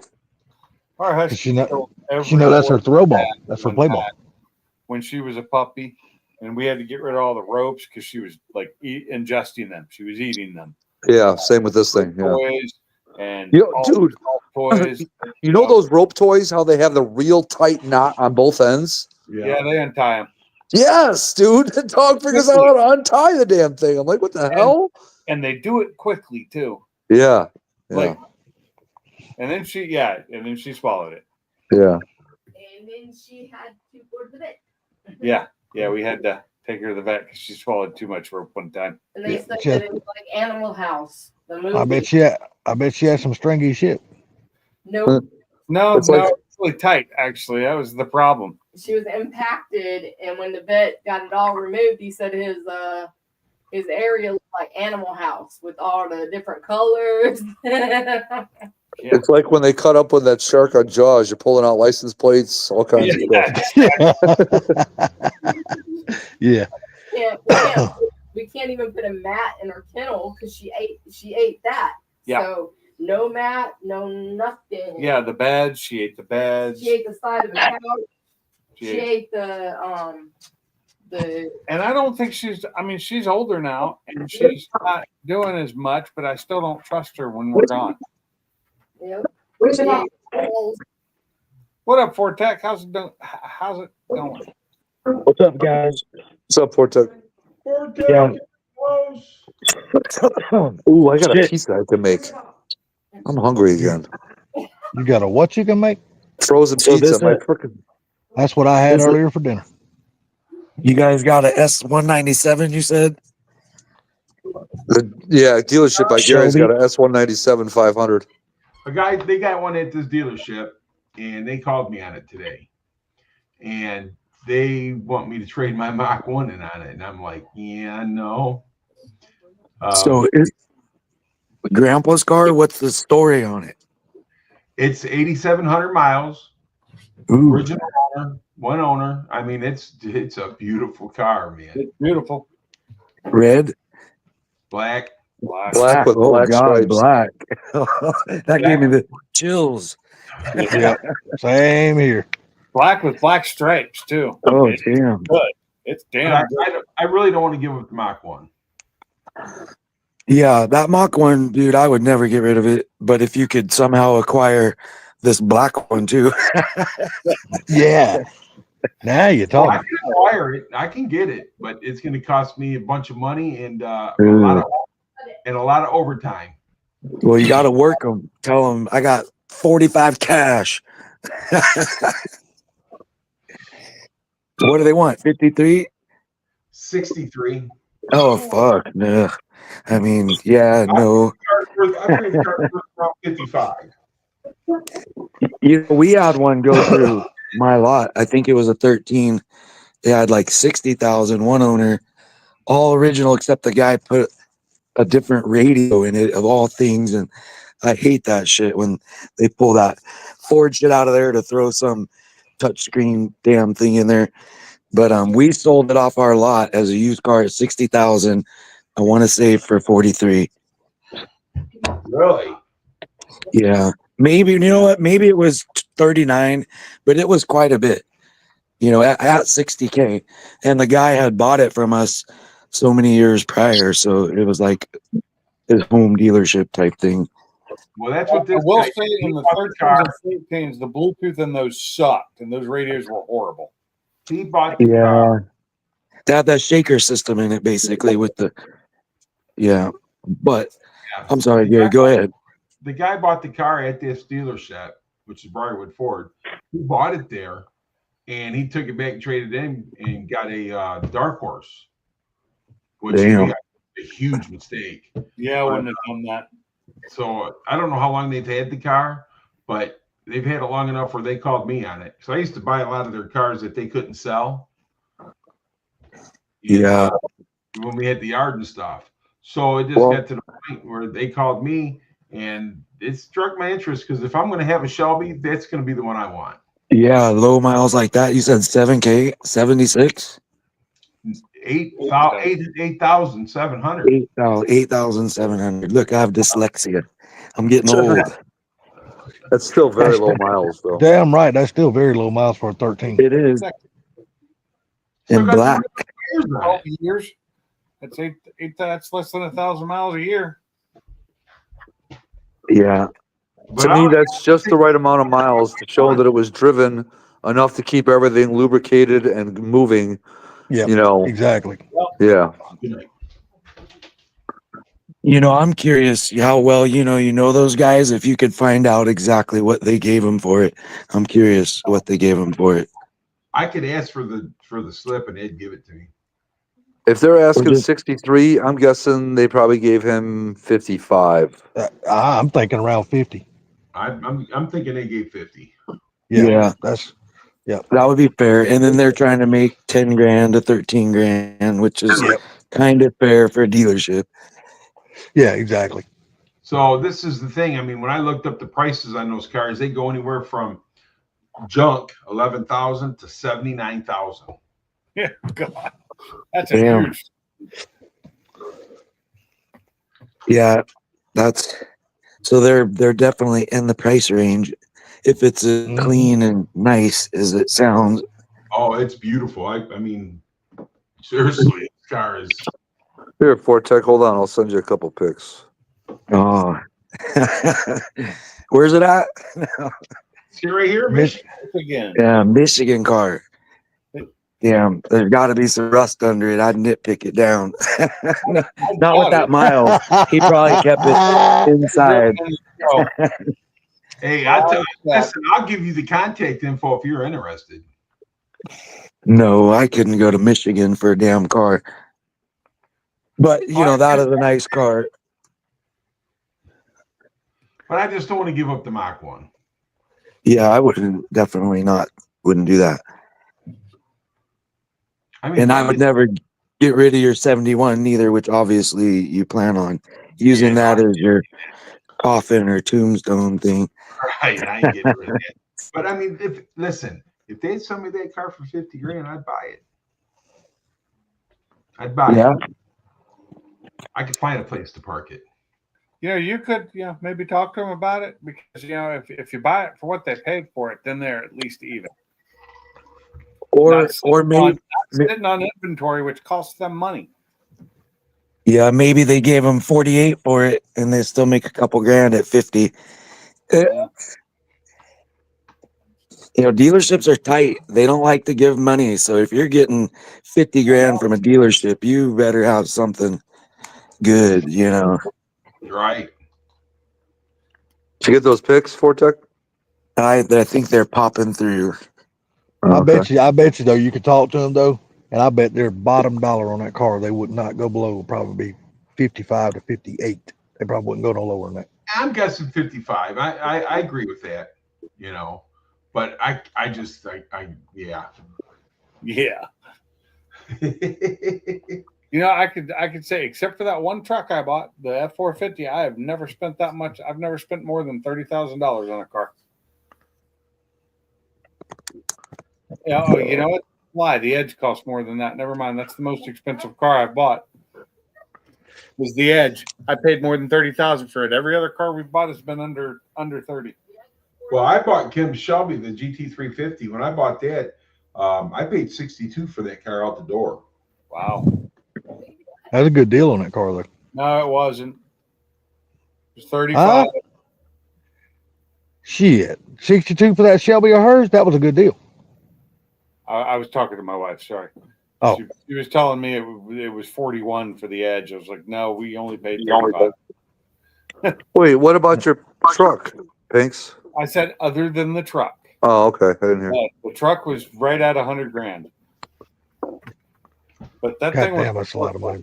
Paper. But hey, the guy at the other dealership, when I was talking to him, he said, "Bring that 70 up here, and you'll have plenty of money to buy that." Yeah. I said, no. You just drive that 70 up there just to look at the other car, not to sell it. Yeah, there you go. That's what you do. Yep. Hey, is it? What? You could always sell the Fairmont and the 55 and the S10. And you still wouldn't have enough to buy. Yeah, but you'd have enough to get get it out the door and get it in your possession. Is that your driveway? Nope, that's out about 2 miles from my house on a levee, looking across some rice field or something. It's pretty nice looking compacted gravel road though. Yeah, right. Or It's on the top of a levee. Okay. Or you could try to convince Kim to get rid of her car for that. Yeah. Yeah. Sounds like Sublime wants it too. I like that car. I do. Sounds like Sublime wants a roommate. The thing about it is, right. But think about it. If I told her that I wouldn't trade that car for that Shelby, she'd tell me to go ahead. What? Yeah, Her one thing I Shelby? don't like about those S197 500s is the taillights. I'd have to get different taillights. I just don't like those taillights. But yeah, if her GT350, if I told her I wanted to trade that for the Shelby, my wife would tell me to go ahead. That But would be an option. I'm not going to do that. That So- 350 is stick shift, right? Yeah. Hers, yeah. I mean, those are nice cars. I don't care for those. If I were to buy one, I mean, it's cool that you have the Mach 1 and that Shelby, but I don't know, my years, I've seen a few of them Shelbys in our shop, knock on metal, so I don't give you no bad juju. For engines with that 5.2 or whatever plane crank, the GT500s are not, they don't have the issue that Shelby does. I'm not sure why or what it is, but I've seen a few engines put in the Shelbys, Well, and not the GT500. we bought the car new, and she's got about 18,000 miles on it. And knock on wood, we haven't had not one issue with it. But you're a car guy and you're taking care of your car too. So I mean that Can makes a say- big difference. Yeah. Yes, it all goes on how someone treats that car once they have it in their possession. That is true. They can't be treated bad. If we're taking that, if we go to a car show or a cruise or anything like that, she will not pull that car out of the driveway until it's up to operating temperature and everything. Just pull the damn towel out again. If it says not to drive that car till it's 160 degrees, she will not drive that car till it's 160 degrees. And that's where a lot of these guys are having problems with that flat plane crank. My question: how long does that car on an average day, say it's 70 out? How long does it take to get up to 10? A good 30 minutes. Really? Oh yeah. Yeah, it's got a hell of a cooling system on it. The Mustang I have out here in the mornings, I'll go out to it and I'll crank it up. It's like 70 degrees, and it'll be at operating temp within 7 minutes or less. Not her car. I'm telling you, we've waited 30 minutes. That's why I was. It's Crazy. strange. But it takes that long. Maybe maybe it has a lot more oil in it, better water flow. Maybe I have a bad water pump. I don't know. Well, that 350 has just got a hell of a cooling system on it. It does take a minute for it to come up to operating temperature. It's a voodoo. I wouldn't Yeah. mind having a cooling system like that. Truthfully, Yeah, my, it's got a hell of a my- cooling system on it. my head temperature stays around 200 to 210 during the AC on. Yeah, you got to remember when that car was built, it was built for the track. I mean, so they put all the cooling system in that son bitch that they can put in it. Well, I can get some of that cooling shit for mine too, but Oh, well, of course you can. They sell it every day. I mean, of course you can buy it. no, I wouldn't mind having that transmission cooler. That's for sure, Go eat your food. and the rear end cooler. Go eat your food. I don't want to go eat my food. It's dry dog food. It's I swear to God, these dogs. It's like I don't even want to get into it. It's just let's keep it on the cars. Trust me, you didn't have the kind of night that I had with my dog. That I promise you. My husky. It's hard to getting her to eat. We have cut her down. So like, I just threw 2 pillows in the garbage not long ago. but we've cut her down to she gets half a cup in the morning, half a cup in the evening, and it's still hard to get her to eat. What you got there? Can't see. Bam. Screaming Sicilian. Boss Hog Italian sausage pizza. That sounds Oh good. yeah. Oh yeah. Well, we're fixing to make here. Yeah, I ate a meat lovers earlier. That son bitch was good too. I made steak, stir fry vegetables, and rice. Thanks. Yeah, we I had had some Vietnamese earlier. Fried Tomorrow I'm rice. tomorrow I'm having Longhorns. I'm What treating kind of myself tomorrow. Vietnamese? Like pho or Vietnamese? Huh? Vietnamese say- are out there, so Did I'm you say fuck? No, pho. pho. I didn't have thought fuck. you said fuck. She had noodle. That's kind of Vietnamese I would have. Fuck Vietnamese. I thought She had rice noodle with egg roll and shrimp. Okay, that sounds good. I do love pho, and we had a place where I used to go in Washington that had just amazing pho, but their banh mi sandwiches were to die for. I loved them, and I don't have any of that here. I can't find Like I it. said, I'm going to Longhorns tomorrow. I'm getting a steak. I remember going to Longhorns years ago, but it was a bar named Longhorns, and that's where I met my ex-wife. So fuck that place. Treating myself tomorrow. That place is gone. The Oh bar. no, it ain't gone. It's right down the street from here. Well, I say down the street. It's in the next county, but I'll be driving down there tomorrow. We got a Longhorn somewhere. We actually might have 2 Longhorns around here. I'm not sure. Oh, I never. I gotta go pick up my blood pressure medicine from the drugstore. So it's like right across the street from the drugstore. So There's another picture in that same spot with my fox body. Oh, nice. Oh, but with some growth behind it though. Well, I'm gonna enlarge that. when are you It's gonna got start putting all that some- stuff on your fox body there, Portec? All that It's stuff you coming. want from Caleb. I've drug this thing out of from under the car cover and got it smogged, so I'm good for 2 years. And I put tires on it. I did an alignment. I've been beating on it a little bit. I actually raced the freaking F-150 Whipple, the guy at my work, and I held with him a little bit, and then he slowly fucking walked me anything over about 140. So I got a question. Is there any place in California that doesn't have to get smogged? Not that I'm aware of. Okay. And what about a 25-year older car? They still have to have it too? I'm not sure exactly where the cutoff is. I heard that they were going up to like, I don't know, 86 possibly. Right now, the cutoff is 79. Anything 79 and older, as far as on law. Wow, that's old. That's like really old comparatively. And all those I know 80s, all them 80s vehicles was that fucking EQ3 shit. You know, Yeah. any of that shit's got vacuum lines for fucking ever. They suck. So if they Oh, do yeah. raise it to 86, which is right before they went to fuel injection, would be just a fucking lifesaver for people. It would be, and I can say 86 is when they went to fuel injection. yeah, and most every car. Exactly. So if anything prior to 86 down to No, 79. I'm talking about the fox body. Well, yeah. Well, most of the Fords went fuel injection at 86. Yeah. Yeah. That was the change over years was between 85 and 87 is like everything went to fuel injection.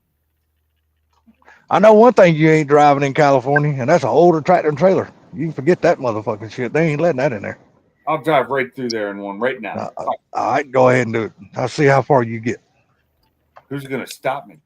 The police. With what? They got a tractor trailer stopper? Trust me. They got them guns that shoots out them tires, and once them motherfucking flat, you ain't going nowhere. I don't need no damn tires. I'll ride on the rim. No, they are super strict on the damn big trucks. Oh my God, man. It is so crazy how super strict they are on big trucks. It's stupid. It's absolutely stupid. They've been that way for a while and they've just gotten worse. Hey, Washington State started some new laws this year too that are horrible. Glad I moved. Well, I'm liking what the damn Trump team is trying to do right now. They're trying to damn do away with emissions all over the whole country.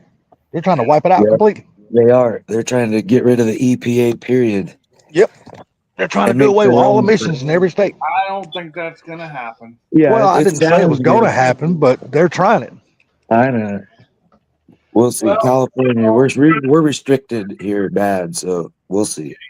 You know, the thing about it is that these governors in a state like California pisses Trump off, so that's why he does that shit. Hey, exactly. New scum, Exactly, new Gary. scum. Dude, they're trying to make it so I can't drive my 65 in San Francisco County or whatever.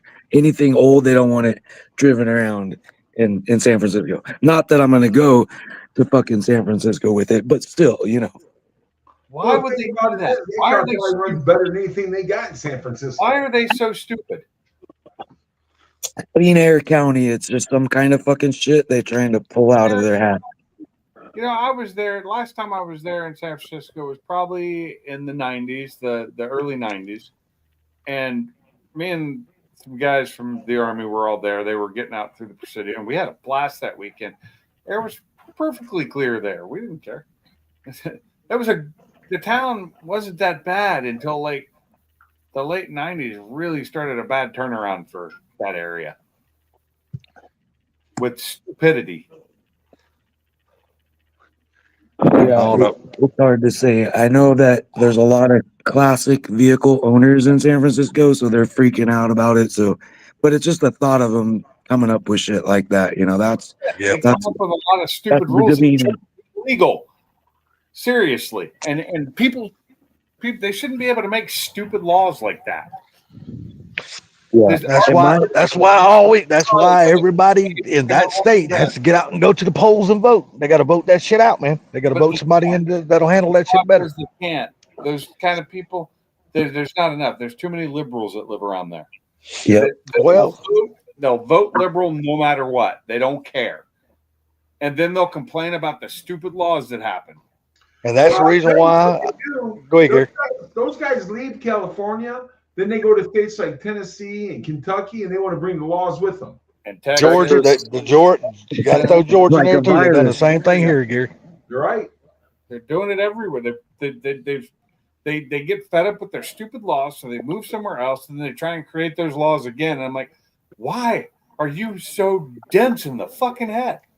Because honestly, they're not moving away from the laws. They're moving away from the taxes. Yeah. So then they bring the laws down there, but they don't. They want the laws, but they don't want the taxes. Yeah. That's and what it is. Most classic cars are only driven 1,000 to 2,000 miles a year. If Yeah, that, exactly. If that.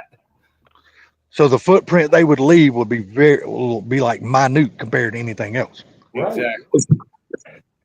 It's all about, is it running right? If your car is running right, it's going to be blowing pretty clean numbers, you know? Uh-huh.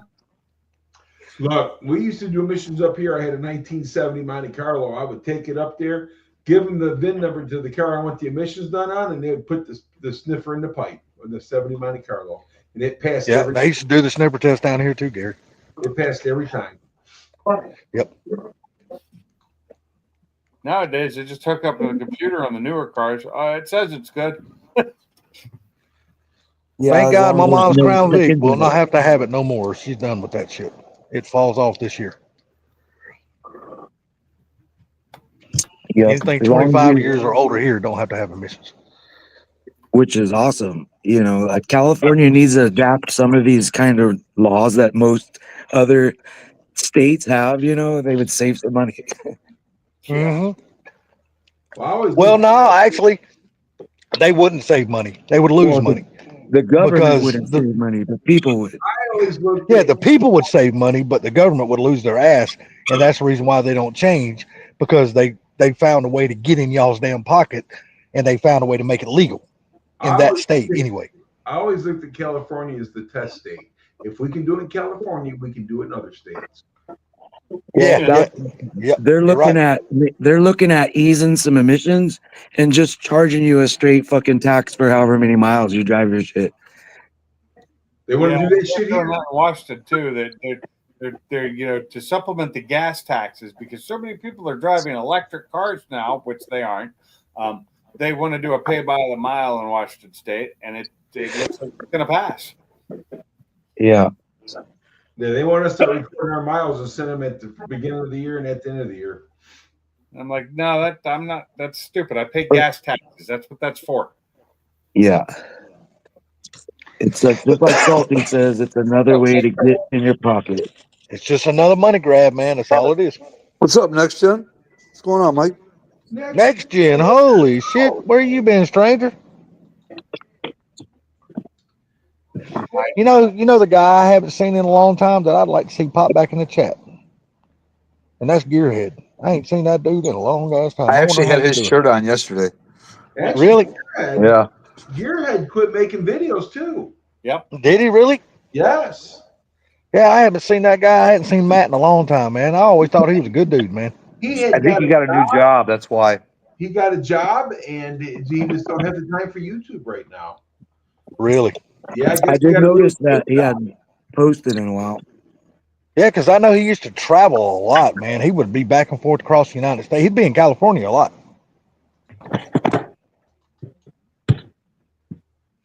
I used to travel a ton too, and it really gets in the way of things. Man, I tell you, two people that live in California don't give two fucking shits about the emissions in California. and that's Tess and damn what's her husband's name now? Tony, shit. Tony, Tony and titanium. Tess. Yeah, they don't give two shits about the damn emissions in California. They drive whatever. It don't give a damn if it's smoking. They don't give a shit. They drive that shit out of it. They don't give a fuck. Yeah, they got. Yeah, they got yeah. a lot They of- live right there in California. Yeah. No, They got- yeah, that'll take up your time. They got a lot of friends in other states, so I'm sure they're just like registering their vehicles accordingly. They probably are, being honest with you. They probably are.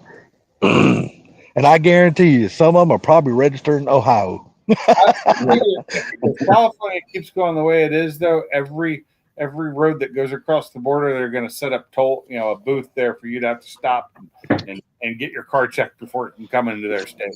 Hey, look, man, he got his own business going and everything. That's good, Next Gen. I'm proud of you, buddy. Yeah, man.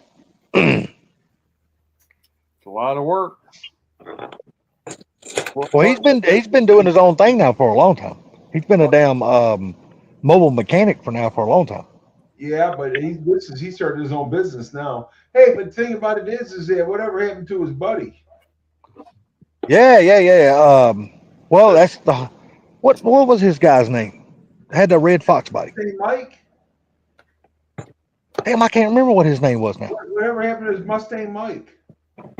Oh, no, I don't know about Mustang Mike. Now that's the different. I wasn't thinking about that one. You talking about Next Gen Craig? You talking about Craig? Yeah, Craig. Yeah, I was thinking about Craig. Yeah. Craig.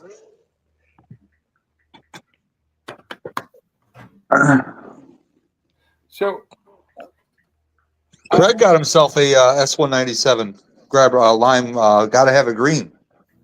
Craig did? Yeah. Oh, cool deal, man. Yeah. Does he still got his fox body, or did he get rid of that to get that? I think he got rid of it. Mike could tell us still. Yeah, he sold it. He sold the Fox the one you grab, I don't care. Wow, I didn't think he would ever sell that fox body. As much work him and his grandfather done on that car, I didn't think he would ever sell it. Well, he's got his green car now, he says.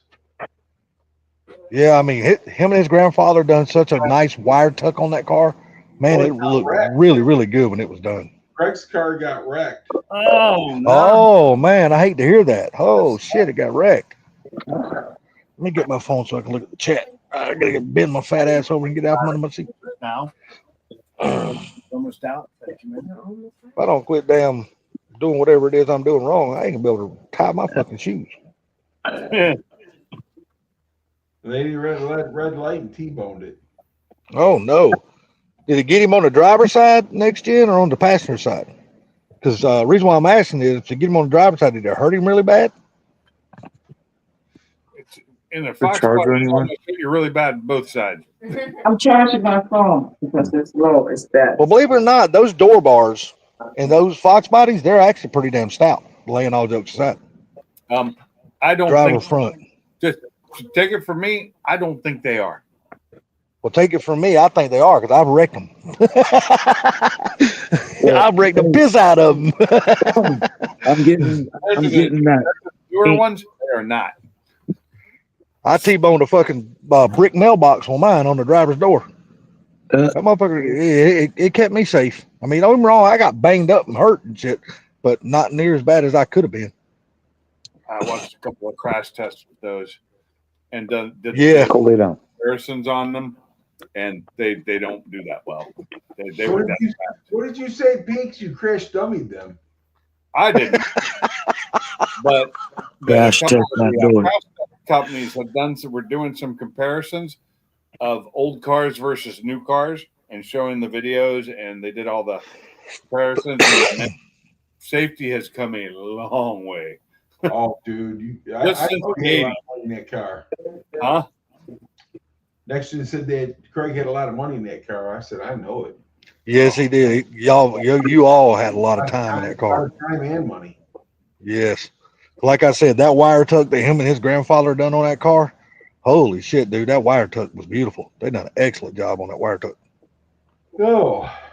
What did you think of Funky's little wiring the other day? I didn't Which see one? it yet. Oh, his spark plug wires. He in his video, he said, well, He said all spark plug wires are the same. I said no, they're not. No, they're not.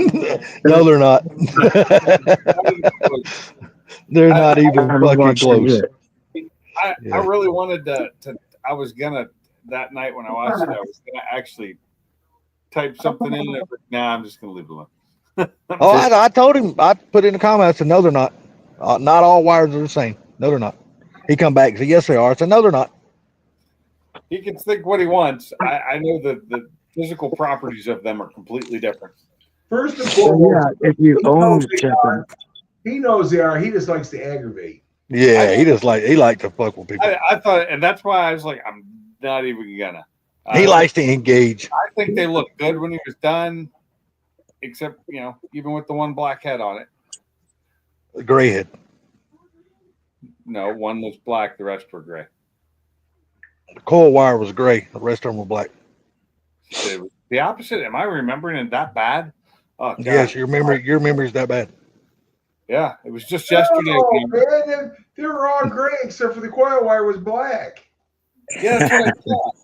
You know something? Maybe my memory's that fucking bad. I'm gonna have to go watch the video. You know what? Maybe my memory's that fucking bad. I knew one of them were gray. You know what? I thought it was the coil wire, but yet, you know what? Now that I'm picturing it back, y'all are right, and I'm 100% wrong. Black and the rest of them are gray. I'm looking Okay, at it right now. I was right. Okay. That would make sense because the coil wire is the one you pull off so no one can steal the fucker. Right? Yeah, true. Hey, that used to be our fucking car alarm back in the day, and anti-theft. You know what I mean? You guys are saying that. I'm like, wait a minute. Pinks is So- right. Thank you. Next, Had me question myself. next gen, did Craig get hurt in that accident, or did he come out okay out of that? I think he said it got hit in the front nose, so he's probably okay. Driver front nose. Yeah, driver front nose. That means his head. Nose. Oh, His head was either going to go toward the driver's window or that fucking A pillar right there. So that could have been nasty. that would be painful. Well, Damn right it would have. what year was that, Fox Body? It was an Aero car, so it was between a 87 and a damn 93. It had airbags in it. Yeah. What is it? Okay, 80, good. 88, 89 had started airbags. Thought they started It was earlier. he said it was a 91. Or maybe 87. I thought 87 was the airbag start, but I Yeah. can't be wrong. It's hard to remember. Yeah, I thought it was 87 too, because that's when they had that big ugly ass steering wheels in them. Maybe like late 87. Yeah. But what I was getting at is I'm getting some dentless paint removal or dentless whatever. No, paint. What do they call it? Paintless dent removal from Okay. one of our dealership guys. And he said that he's charging me extra compared to like a modern car because he said those Fox bodies have that brace in there in that door. And he has to get little bitty tools to get in between that and the door to fix my dent. Yeah. Look here, look who we brought out of the weeds. We were just talking about him. His ears must have been burning like hell. Funky probably. He's in the bushes. Yeah, look at him. He's finally decided to speak up like a damn broke chicken. We got them plug wires for $20 off Amazon. Yeah. It was 1990 for the airbags for the Fox Body. So listen, 90. now let me tell you something. Here he is. Now Funky says I ran half-inch cheap ones and the other MSD. No difference in how the car run. I actually did the experiment. So you Well, guys- not look here. Just because they say MSD don't mean they're good wires.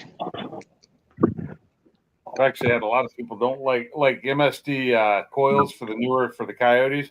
A lot of people say don't buy them. They're crap.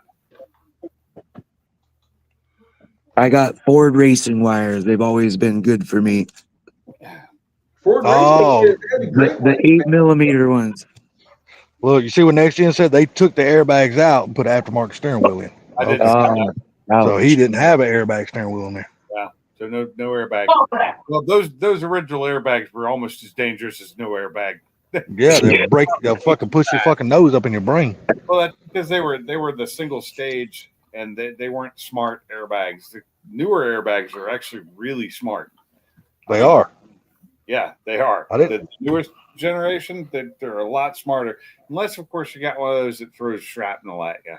I've been saying, what university did they go to? Where'd they get their education? The university of where they got made.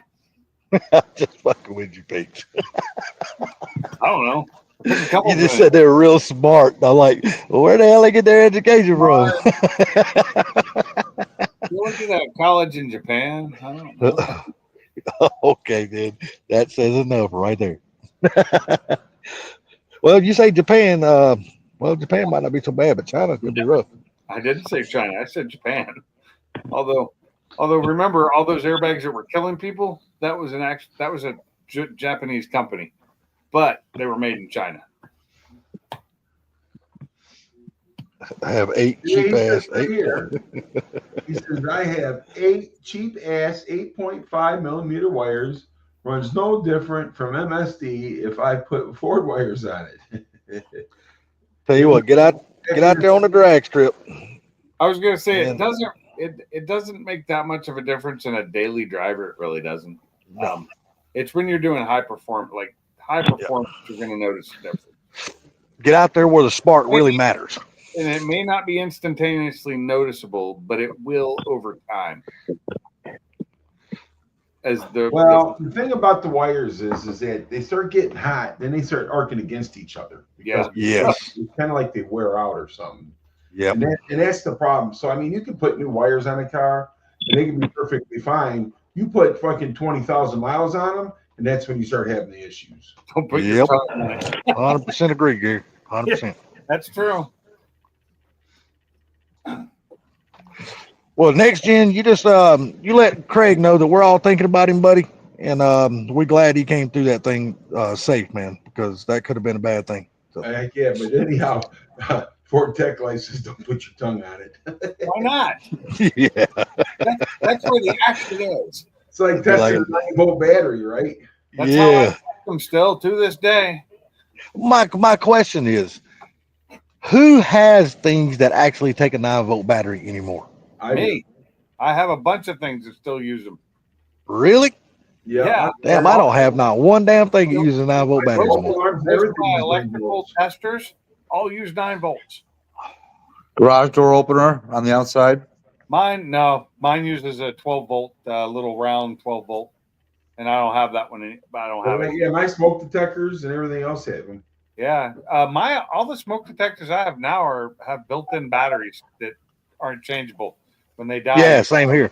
That's the way ours is now. They're not changeable. But they last for years.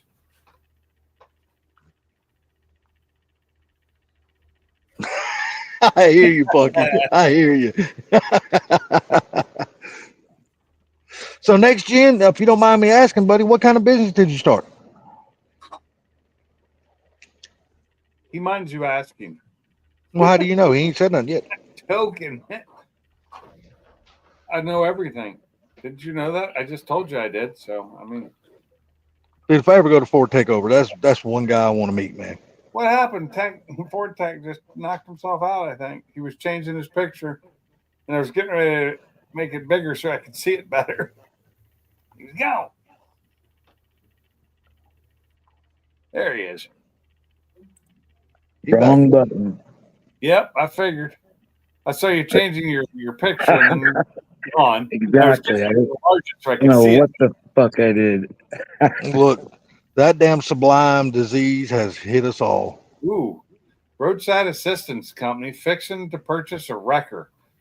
Ooh, Oh, you gonna get a rollback or you gonna get a yeah. we'll get a hooker? Gonna get a repo truck? Yeah, there's Yeah, repo. Oh, that's pretty. I like that. I hate fucking repo trucks. No, the picture on the screen. I can say I absolutely fucking hate repo trucks. I mean, Why? they're good for their job. I just don't like them. Don't like using them. Oh, you don't You like know- use? Yeah. No, don't like using them. That I don't picture right like it. there. I Yeah. don't like when they try to take my car.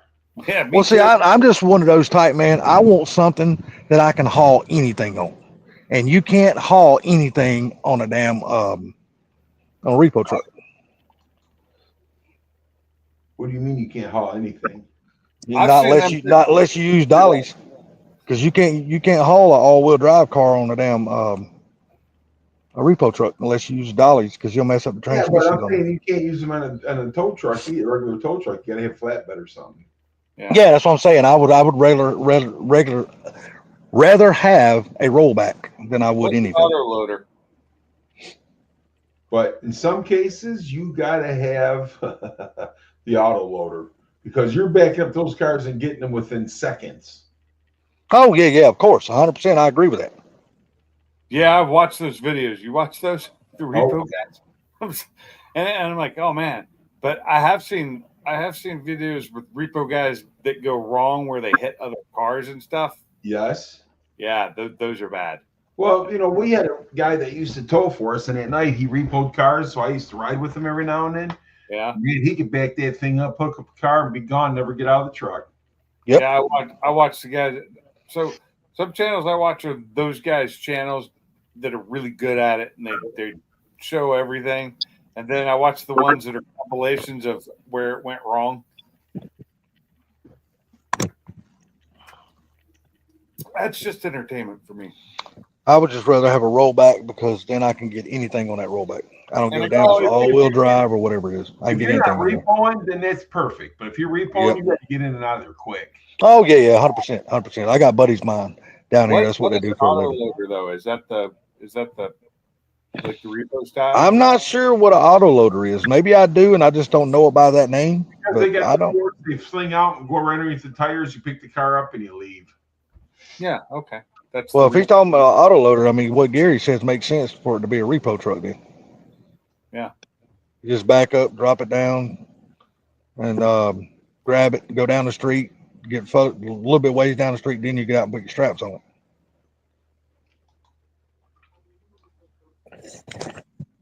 The fun ones also when people pick it up, when the repo guys come in to try and get it real quick, but they're not quick enough, and the guy jumps in his car and he tries to back it off and then destroys his car. Like now, That's fun. That's the funny part there. That you already owed money on, and now you're going to get sued too on top of it. And so they're never going to get any of that money because they weren't planning on paying either way. Well, I won't lie, I've had a car repoed on me a long time ago. No, I've never had a car repo before. And it wasn't, I missed a payment. They repoed it within 15 days of me missing the payment. And I couldn't make the payment. I didn't have a job at the time. I'd lost my job. And I didn't have any money. And it wasn't like the car was really worth that much. So I had a guy that worked for, hey, what's going on, Justin? I had a guy that worked for me, right? And they come to repo his vehicle. And I'd walk out there and I'm telling him, I said, look, man, the guy ain't got no money or whatever. He's having a hard time right now. Just do me a favor and don't repo it, And the guy started getting shitty with me. And I said, man, let me call the bank and I'll get it straightened out. And he goes, no, F you, blah, blah, blah. So he was trying to pick the car up, and I pulled my loader in front of him. I says, you ain't going nowhere now, are you? That's right. Police. Go ahead and call the police.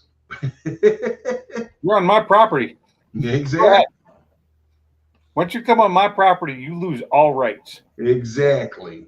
What's up, Justin? How you doing, buddy? Yep, I agree, man. Good for recoveries, winch outs. They are really good for winch outs. Extendable boom, twin line. Yeah. I've seen them set up all kinds of ways. Okay, that's what he meant by autoloader. Yeah. Yeah, but you can also use a rollback to do a winch out. You can do whatever. I mean, it is what it is. But I mean, say you're doing all-wheel drive, and you need to get somebody to come snatch and grab that car, so that way you can load it up somewhere else. Oh yeah. You definitely want an autoloader then. You want a snatch truck then. Yeah. Down here, that's what we call all the repo trucks, is a snatch truck. That you grab. Yep. Yeah, you want a snatch truck then, that's for sure. Especially if you're doing it, if you're hooked up and you got contracts with like title loan places and stuff like that. Yeah, you definitely want that kind of truck because you'll be going into a lot of sketchy ass neighborhoods and shit like that to get cars, and that's always the dangerous part because yeah, I'm sorry, but them cars, they ain't worth my damn life. I'm sorry. It just ain't. It ain't worth that shit. And it ain't worth me having to pull my gun and shoot somebody to keep me from taking their car. It just ain't worth that to me. I can find better ways to make money. I don't have to do that shit. But that's just me personally. I'm only speaking for myself. Hey, listen, we was going with this guy Giuliano, man. And I'd go with him at night when he'd repossess the cars, and he'd always throw me a couple bucks because he just, so he wouldn't be bored. He wanted somebody to ride with him. Man, I'm telling you what, we've had people come running out of their house with guns and everything else, dude. Yeah, that's what I'm saying. It ain't worth all that to me. And you got to figure out just a teenager then. Yeah. I mean, there's people out there that do it every day and they make good money doing that shit, but I mean, that's like playing Russian roulette, man. I mean, you just don't never know what the fuck is going to happen. But I understand walking out your door and crossing the fucking street, you don't ever know what's going to happen then. I understand it. But I'll take my chances on crossing the street than facing somebody with a fucking gun. The only problem I had with my car being repoed was I had stuff in it, and had they called me and told me they wanted it back, I'd have brought it to them. They won't do that though. They'll snatch that motherfucker, and then you go there and get your shit out their car. I would have understood had it been a month late. It'd been 15 days. And usually you have a 10-day fucking grace period. Yeah. Yeah. Did you buy it from a place like one of those buy here, pay here places? Oh, of course. I was broke ass. Yeah, them people right there. They count them. They want people to. I went down there that day and went to go get my stuff because it had been in the car, and they gave me about half of it back. And it was like, you guys, all you had to do was call me. I understand most people wouldn't, so they'd hide the car. I've been like, but you stole my stuff, and now you're not getting any more money from me since you stole half my stuff. Yeah, but gotta look at both sides of that. Legally, they stole my shit. But you gotta look at it. You gotta look at both sides of that. Look at it anyway. I look at it that they stole my fucking shit, and they're. Did you ever get your stuff back? Huh? Did you ever get your stuff back? I got half of it back. They kept. They either threw it or I don't know what they did with it, but it was a lot of stuff that they shouldn't have taken. Tools, and I don't know who took it, whether it was them or the record driver, but somebody fucking stole my shit out of the car. Because I was down there that day to go get my stuff because I was like, I would have brought it to you had I known because I was trying to get the money. I was trying to get some money so I could make my payment because it wasn't that much. I mean, it was maybe $150. It was a cheap car. I mean, I didn't care about the car itself. I really didn't. Car was just a means to an end. I ended up going. That's when I started riding a bicycle to work. Man, I missed the days in the 80s when brand new car payments was only $120 a month. This was not a brand new car. No, I'm just saying. I remember going to dealership and buying new cars, and payments was only $120 a month. I miss those days compared to what they charge now for car payments. It's stupid what they charge now. It was an old Toyota. I know that. I think it might have been an old like Camry. But I was like 10th owner of it. It was not new. It was not a great car. It ran. I'll give it that much. It ran. But I was just pissed when my stuff, I couldn't get my stuff back. I lost like 400 CDs gone because it didn't have a radio in the car, a portable radio, CD player and radio, so I could listen to music. That was gone. Tools were gone. My briefcase that was locked was still there, thankfully, but it didn't have much in it. A couple other things, some clothes and stuff I got back, but yeah, all the good stuff was gone. I know somebody else gonna get their car repoed if they don't come up with the money. They keep asking their damn brother Keith for it, and Keith ain't giving it to them. Well, my sister don't pay her car payment; she can just lose her damn car. She only owes $2,100 on it, but I'll let her car get repoed before I give her the money. Well, she's just one of those type, man. You don't loan her nothing. You give it to her because she never paid you back. I just made a car payment today. I haven't done that in a while. Ooh, pizza. No, I guess I have that. For some reason, the automatic payment didn't come out, and I had to actually make the car payment today. I don't know why it didn't come out by itself. That's for my man. I love the auto withdrawal stuff. God, I'm a sucker for that shit. So am I, but for some reason today it didn't go through. It didn't. Well, I can and- promise you, my insurance company, they never miss taking their money out. I can promise you that shit's out every month on the same day. I don't understand that. The bank that I pay from is the bank that I owe the money for. It's the same bank, and it usually goes through first thing, in the morning. Just hadn't gone through, and I was like, well, I better get it paid. You get 10 days, and I'm like, well, it should have come out yesterday, and it hadn't come out today. And I was looking at it, I was like, why hasn't it paid yet? And automatic was turned on, but it didn't happen. I think it's probably because the credit union, two credit unions, they just merged, and I think it screwed their shit up. Yeah, I'm gonna tell you, Progressive, they don't never miss their payments. No, they do not. That came out today. Them motherfuckers are on time every month. That's only $86. So Hey, look, I got nothing bad to say about Progressive at all. They have treated me very well, and I've been with them for a long, long time. They treat me very, and very the good. only reason I'm with them is because, like I said, when I went to put insurance on my Mustang, my current insurance company won't do Mustang GTs anymore. Yeah. And they stopped doing them like a week and a half before I needed insurance. I love it, man. When I go to buy a car or go look at a car or something, I call the insurance company. It don't matter if it's weekends or days or whatever. I call, yes, Mr. Butler, we'll throw it on there right now. I said, well, how much money we need? Don't worry about it. We'll take care of it when the payments due. I said, all right. Can I drive home? Yep, you covered. I'm on my way home. Some China wires. Some China wires. China wires. Little dudes with slant eyes. Yeah. Yeah, later, next gen. Next gen, take care, buddy. Good seeing Yeah, you. next gen. Nice to hear from you, buddy. You Later, and like I said, make sure you tell Craig. Good to see both of y'all, man. And glad he's okay. So remember filling come back around. Come back around more often, man. For the groceries. Now you can fit $100 worth of groceries in one bag. Yeah, no shit. Yeah. See what Dale said? Nationwide don't miss auto pay either. I'm just thinking my auto pay for the truck payment. I'm just thinking it's because of the merger between Northwest Credit Union and Twin Star Credit Union. It's caused some other issues too. But my brother, one of my older brothers, he absolutely refuses to do anything auto pay. He won't do nothing auto pay. He calls every month and pays everything. Really? Yeah. Man, I auto pay everything that can be auto paid. Actually, no, let me correct myself. My Haggerty insurance is now set up on auto pay, but that's the only thing. I like it so I don't forget to do things, because I'll forget things sometimes. It'll just be like I forget. The day comes up and I forget that I have a payment due. I don't write checks for anything. Man, I don't think I wrote a check since the 90s. Literally. I don't think I have.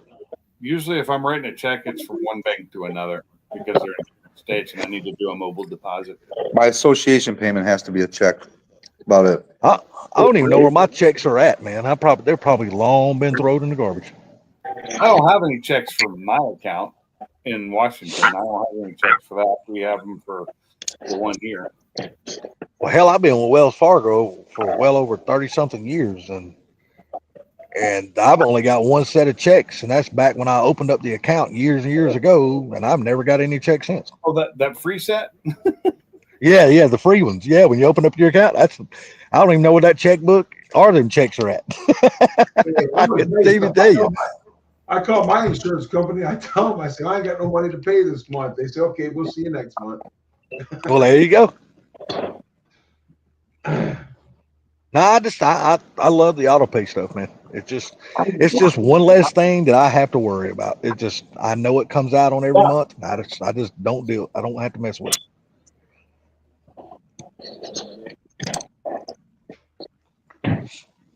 I mean, I got that shit set up on everything. I mean, literally everything. The cable bill, credit cards automatically auto pay anyway.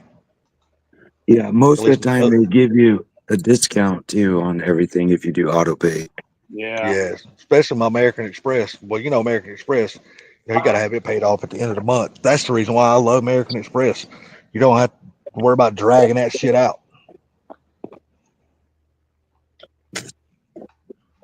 But I tell you, the credit card I use more than any credit card I got, and that's my Home Depot card. I fucking love my Home Depot card. Oh, I use Discover, man, because I get so much money back. Yeah, and you probably get a lot of reward points too. I do. Yeah. Anyhow, you ladies have a wonderful night. I will talk to you probably tomorrow. You too, there, buddy. Have a good night there, Mr. Gary. Later, Gary. Take it easy, Garrett. Yeah, I do. That's why I like PayPal. using. I buy everything with Sorry. PayPal. I get cash back. 1.5% on some shit, and then I know it's not a lot, but I think there's a couple things you can pick on PayPal to get a higher cash back. Yeah, that's why I like using my American Express on Amazon, because I can build up those reward points. And man, I usually have so damn many reward points. There's a lot of shit I buy I don't even got to pay for it because I got so damn many reward It's points. funny. I like to use my city card at Walmart because I'll go up there and like every other time I'll get a $20 rebate. Yeah. So I'm spending 100 becomes 80. I'll take that. The last 2 times I've been to Walmart and used the city card, it's $10 cash back on it. And it's instant right then, which is the best kind. 100%. I agree with that. Not having to wait for a check in the mail or for it to do this. It just like comes right off your bill. Yeah, believe it or not, about 2 years ago, I got a $3 check from my insurance company. Said that I was overpaid by $3, so they mailed me a check for $3. It costs more to mail that check than that check was worth. Dude, I didn't even worry about that check. I just tore that motherfucker up and threw it in the garbage. I got a $1 check from God. Where was it? Somebody sent me a $1 check for an overpay. Yeah. I didn't even deposit that damn $3 check in my bank. I said, fuck this. I just tore it up and threw it in the garbage. I said, fuck $3. I ain't worried about $3. I deposited it because it's money. Shit, if it had been like $30 or something like that, now that'd have been different. I'd have made a trip to the bank for that. But for $3, shit, I'm gonna spend more in gas going to the bank and back than that fucking $3 is gonna pay for. So I just threw it in the I garbage. have to go to the bank. I use my phone. I don't do any banking whatsoever. I know you on don't, my phone. but I do. I do check deposits on my phone all the time because my bank is in Washington State. Yeah. For me to get there. Yeah, I don't do any banking on my phone. I don't buy nothing on like Amazon or I don't do anything that involves putting my debit card or nothing like that or anything on my phone. I don't do anything on my phone. And that's only because of my iPhone got stolen out of the front seat of my truck. I was doing it up to that point.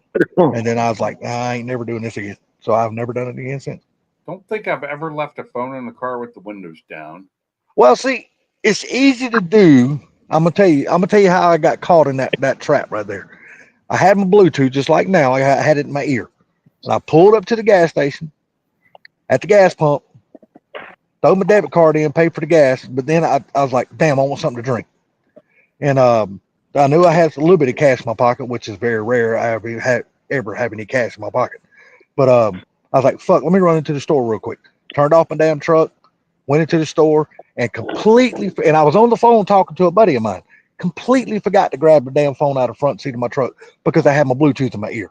Because I was talking to him as I walked into the truck. I just totally fucking forgot. The Bluetooth in my ear in the car. I just used my car. Well, I couldn't because my truck was. Matter of fact, it was that white 97 Silverado, and I never bought an aftermarket radio to put in it, so I could do that Bluetooth stuff.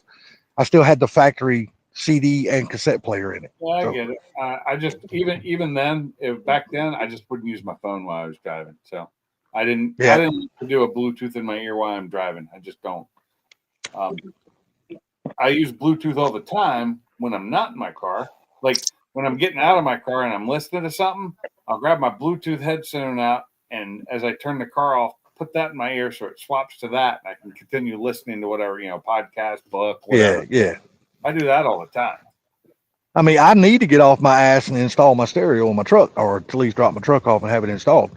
Yeah. That way I can actually use that function in my damn truck, and I don't have to have a Bluetooth in my ear. But I ain't went down there and spent the money and dropped the truck off yet. Because I damn sure can't install it because I'm too fucking stupid for that shit. I won't be So able I to have to listen take it somebody else knows how to do it. I gotta go to class. I'm going to a class tomorrow, so I won't be able to listen to a book all day like I normally do.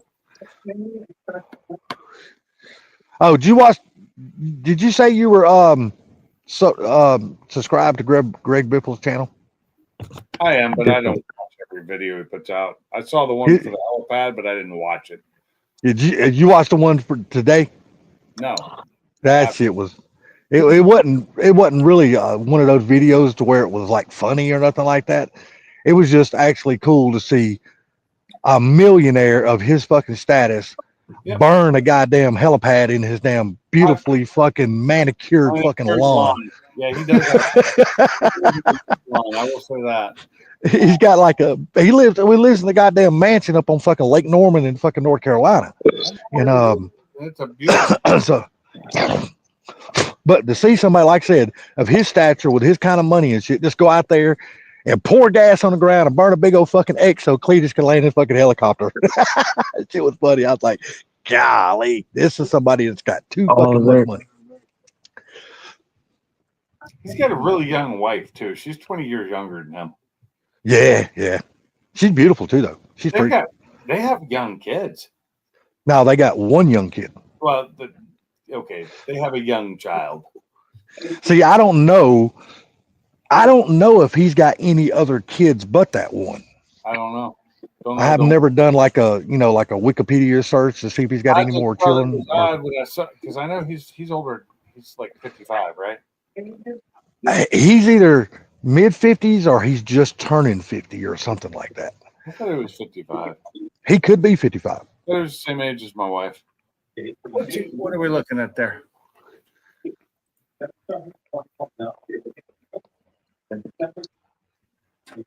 What's in the cage? I see something moving. What is it? The cat. Cletus's video was actually pretty good today too. Which one? Cletus's. His video was pretty good today. The engine. In the limo. Yeah.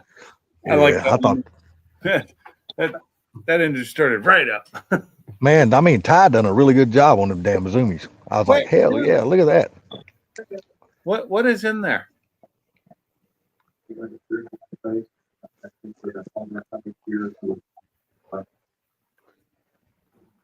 Pink blanket. So I didn't see the video where he said he had wrecked Toast. I guess he must have totaled that car out, and I guess he don't plan on rebuilding that car. No, he wrecked Toast a while back. Yeah, I knew that he wrecked it, but I guess it's at the point to where it's total and he's not going to worry about fixing it or nothing like that. I think the second wreck is what did it in. Yeah, because when you hear him talk today, they were just like robbing that car for all of its parts, brakes, fuel system, the whole damn 9 yards. How's that? Toast is toast. They screwed it up pretty bad. The frame got really damaged. Oh, okay. Well, them damn cars are unibodies with a damn subframe up under them anyway. Exactly, and it's because of it's burnout competitions. He came and hit that wall hard. I bet he did. Knowing the way he goes full song on everything, yeah, I'm sure he probably knocked the shit out of it. Just remember that time when he wrecked Neighbor and tore the back of Neighbor all the shit? Oh, that was sad. Yes, it was. You mean the fixed? You got a squirrel for a pet? Who's that? Why can't you're muted? He's muted. Who's that? Fortec? Yeah. Yeah, he's trying to talk, but he's muted, and now he's gone. He went down and muted himself, and he kicked himself out. I've been trying. He's probably been talking this whole time. We couldn't hear him because he was muted. Dang it! It's still light out. Sublime, are you gonna watch the ARCA race Friday night? Why would I watch the ARCA race? Fucking Cletus is gonna be racing in that bastard. Oh no, I didn't know. Yeah, and they're racing at Charlotte. Yeah, I don't know if it's on a channel I can get. I don't think it is. The next Cup Series race is going to be on Prime. Oh yeah, that's this coming weekend. Yeah. Coca-Cola 600. That's Too ridiculous. I much. mean, I have Prime. I can watch it, but it's just stupid that they're doing that. Oh shit! Now I You got to got look at it though. What's They're that? going. Tech? too much Jack and Coke. Oh, is there such a thing as too much? Yeah. Well, actually, Pepsi. Show I up don't have no Coke. Oh, now see, now you just ruined it. You ruined it. Anything Yeah, to you- freaking kill the fucking burn, you know. So Yeah, you have- anything you put Pepsi in just ruins it. I Oh, find out about this. Yeah, anything you put Pepsi in just ruins it. It's got to be Coke. but yeah, I was doing yard work the other day and lifted up a board, and that thing was under there with its eyes still closed. So the wife nursed it back to life, or bottle fed it for the last, I don't know, it's been a month. So I want to let it go back in the tree, but we got a cage, and I mean, I have 5 cats, and they are all like yummy. Yeah, I bet they are. I bet they're But like, damn, I want that dessert right there. it gets a little bigger and it can defend itself. So we're trying to get it to that point. It was cute. I'm surprised it let you so close to it without running off. Oh yeah, Well, I'm the wife holds it and does all kinds of shit. It needs to go in the house right now to the other cage, but I'm kind of scared to grab her because she don't know me that well. As you've seen, she was asleep and giving me the eye. Yeah. Cute though. I think squirrels are kind of cute. Well, I'm gonna tell you right now, you can let that squirrel get full grown if you want, but it still ain't gonna defend itself against those cats. No. Well, at least Cats they, will- they can't manhandle it as easy. Oh yes, they can too. They I ain't do no have problem. a couple killers too. A couple of my cats. I've seen them eat fucking big ass rat's tail and all. Man, I'm telling you, man, a damn Cats will cat is fuck up a a squirrel. bad motherfucking. Cats are bad asses. Squirrels are not dominant when it comes to cats. That's for sure. Shit, no. Now, And I'm gonna dogs, tell you what. you can screw a dog up. Yeah, I'm gonna tell you what. That squirrel might be fast, but it ain't as fast as those cats. Damn cats are Yeah. lightning. Oh, well, fast, only buddy. 2 of my cats look at it like they want to eat them. The other ones might play with them. Man, I got a neighbor right here who works for Delta. And he's got this big ass white tomcat that he don't never let go inside of his house. It always stays outside. Man, I have sit right here in this chair talking to you guys, and I have watched this cat. And this squirrel will be like 20, 25, 30 feet in the air on a limb. And I've seen that son of a bitch come run across the damn yard and take 2 springs. He'll spring once on the ground, spring once on the tree, and snatch that fucking squirrel out of that tree 25, 30 feet in the air.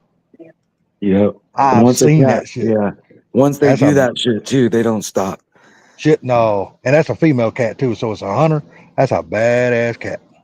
What's really crazy is I've seen my husky has run and jumped in the air and caught a bird. Dude, that's awesome. She's done that a few times, I think. That's awesome. She is so fucking fast sometimes.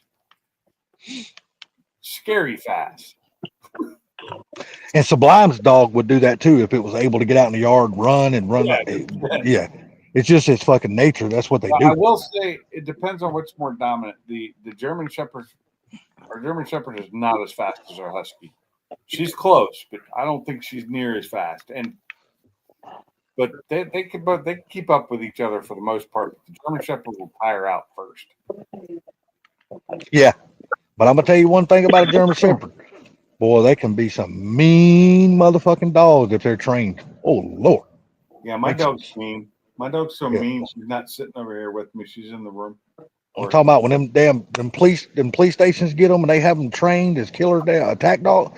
Oh my Lord. Attack dog. Yeah, you don't want to fuck with those dogs. They'll fucking eat your lunch. The canines, yeah. Yes, sir. They are some bad dogs, boy. Whew. I've seen them get after some of these damn hoodlums. Not around here, but another place where my mom used to live. And boy, I tell you what, boy, them damn boys take off running. Cops don't even chase them. They just turn the dogs loose. Next thing you know, you hear them son bitches over there screaming, ah, ah. And damn dogs have got a hold of their ass.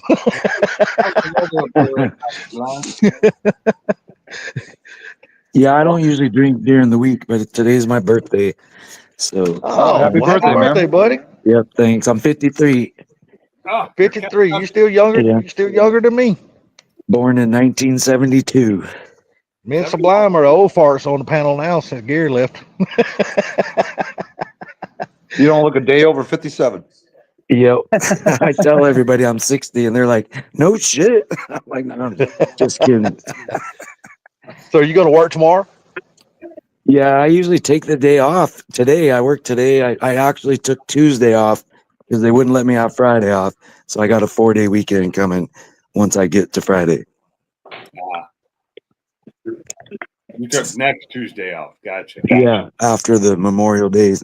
Right. So I won't be going back on that. Or no, let's see. Yeah. So we have Monday off. So I took Tuesday off. Yeah. So. Oh, yeah, I forgot this is a holiday weekend, ain't it? Yep. Already. Oh, damn, dude, I forgot all about that shit. No,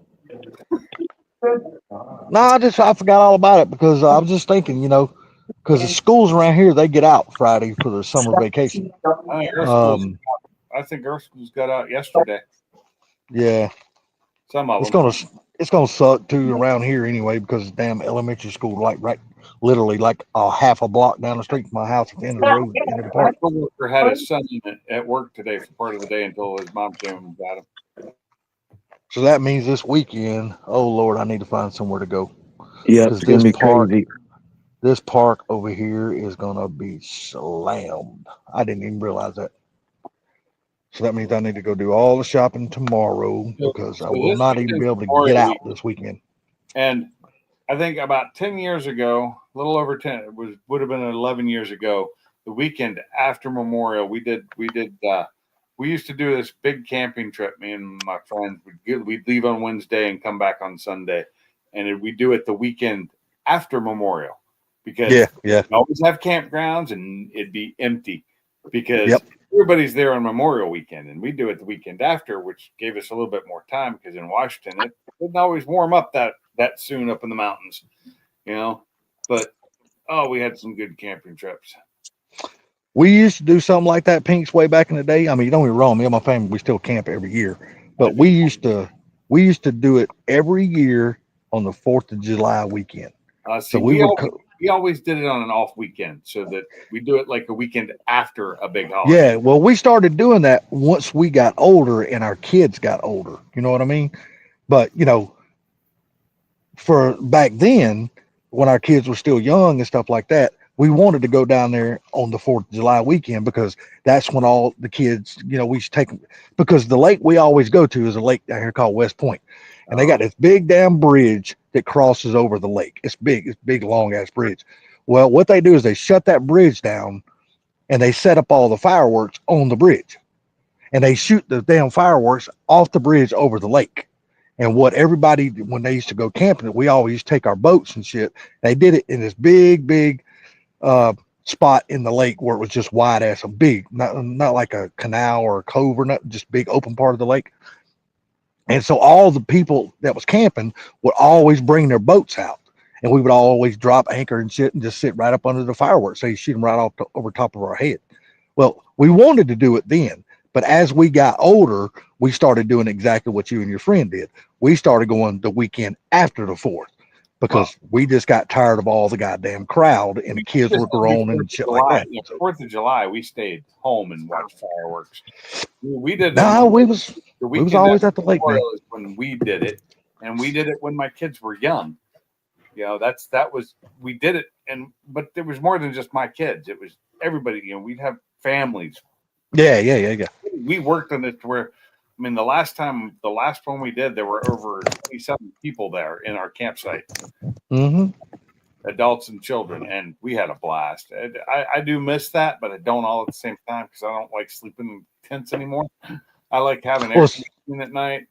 Yeah, same here. But see, that back in the day is when we used to rent the non-powered lots, because none of us had any campers back then. We was all tent camping. And so we just got the non-powered lots. And that was the lots that people always got last because people wanted the ones that you can plug up to and have the power and all that kind of shit. But we got the non-powered lots. We camped there wasn't a lot around. It was on a river up in the mountains, and we liked not having a lot of other people around. It was great. This is Yeah, I've seen now this campsites down here so goddamn expensive now, dude. when we first started doing it, we didn't even rent a campsite. We did it on the side of the river. Oh, now that would be fun. It was until it got washed out one year, and we luckily went and checked and found out that area wasn't there anymore because the flood had taken it out, and it was all rock now. It wasn't no more sand. So that's when we started renting the campground, which was not cheap.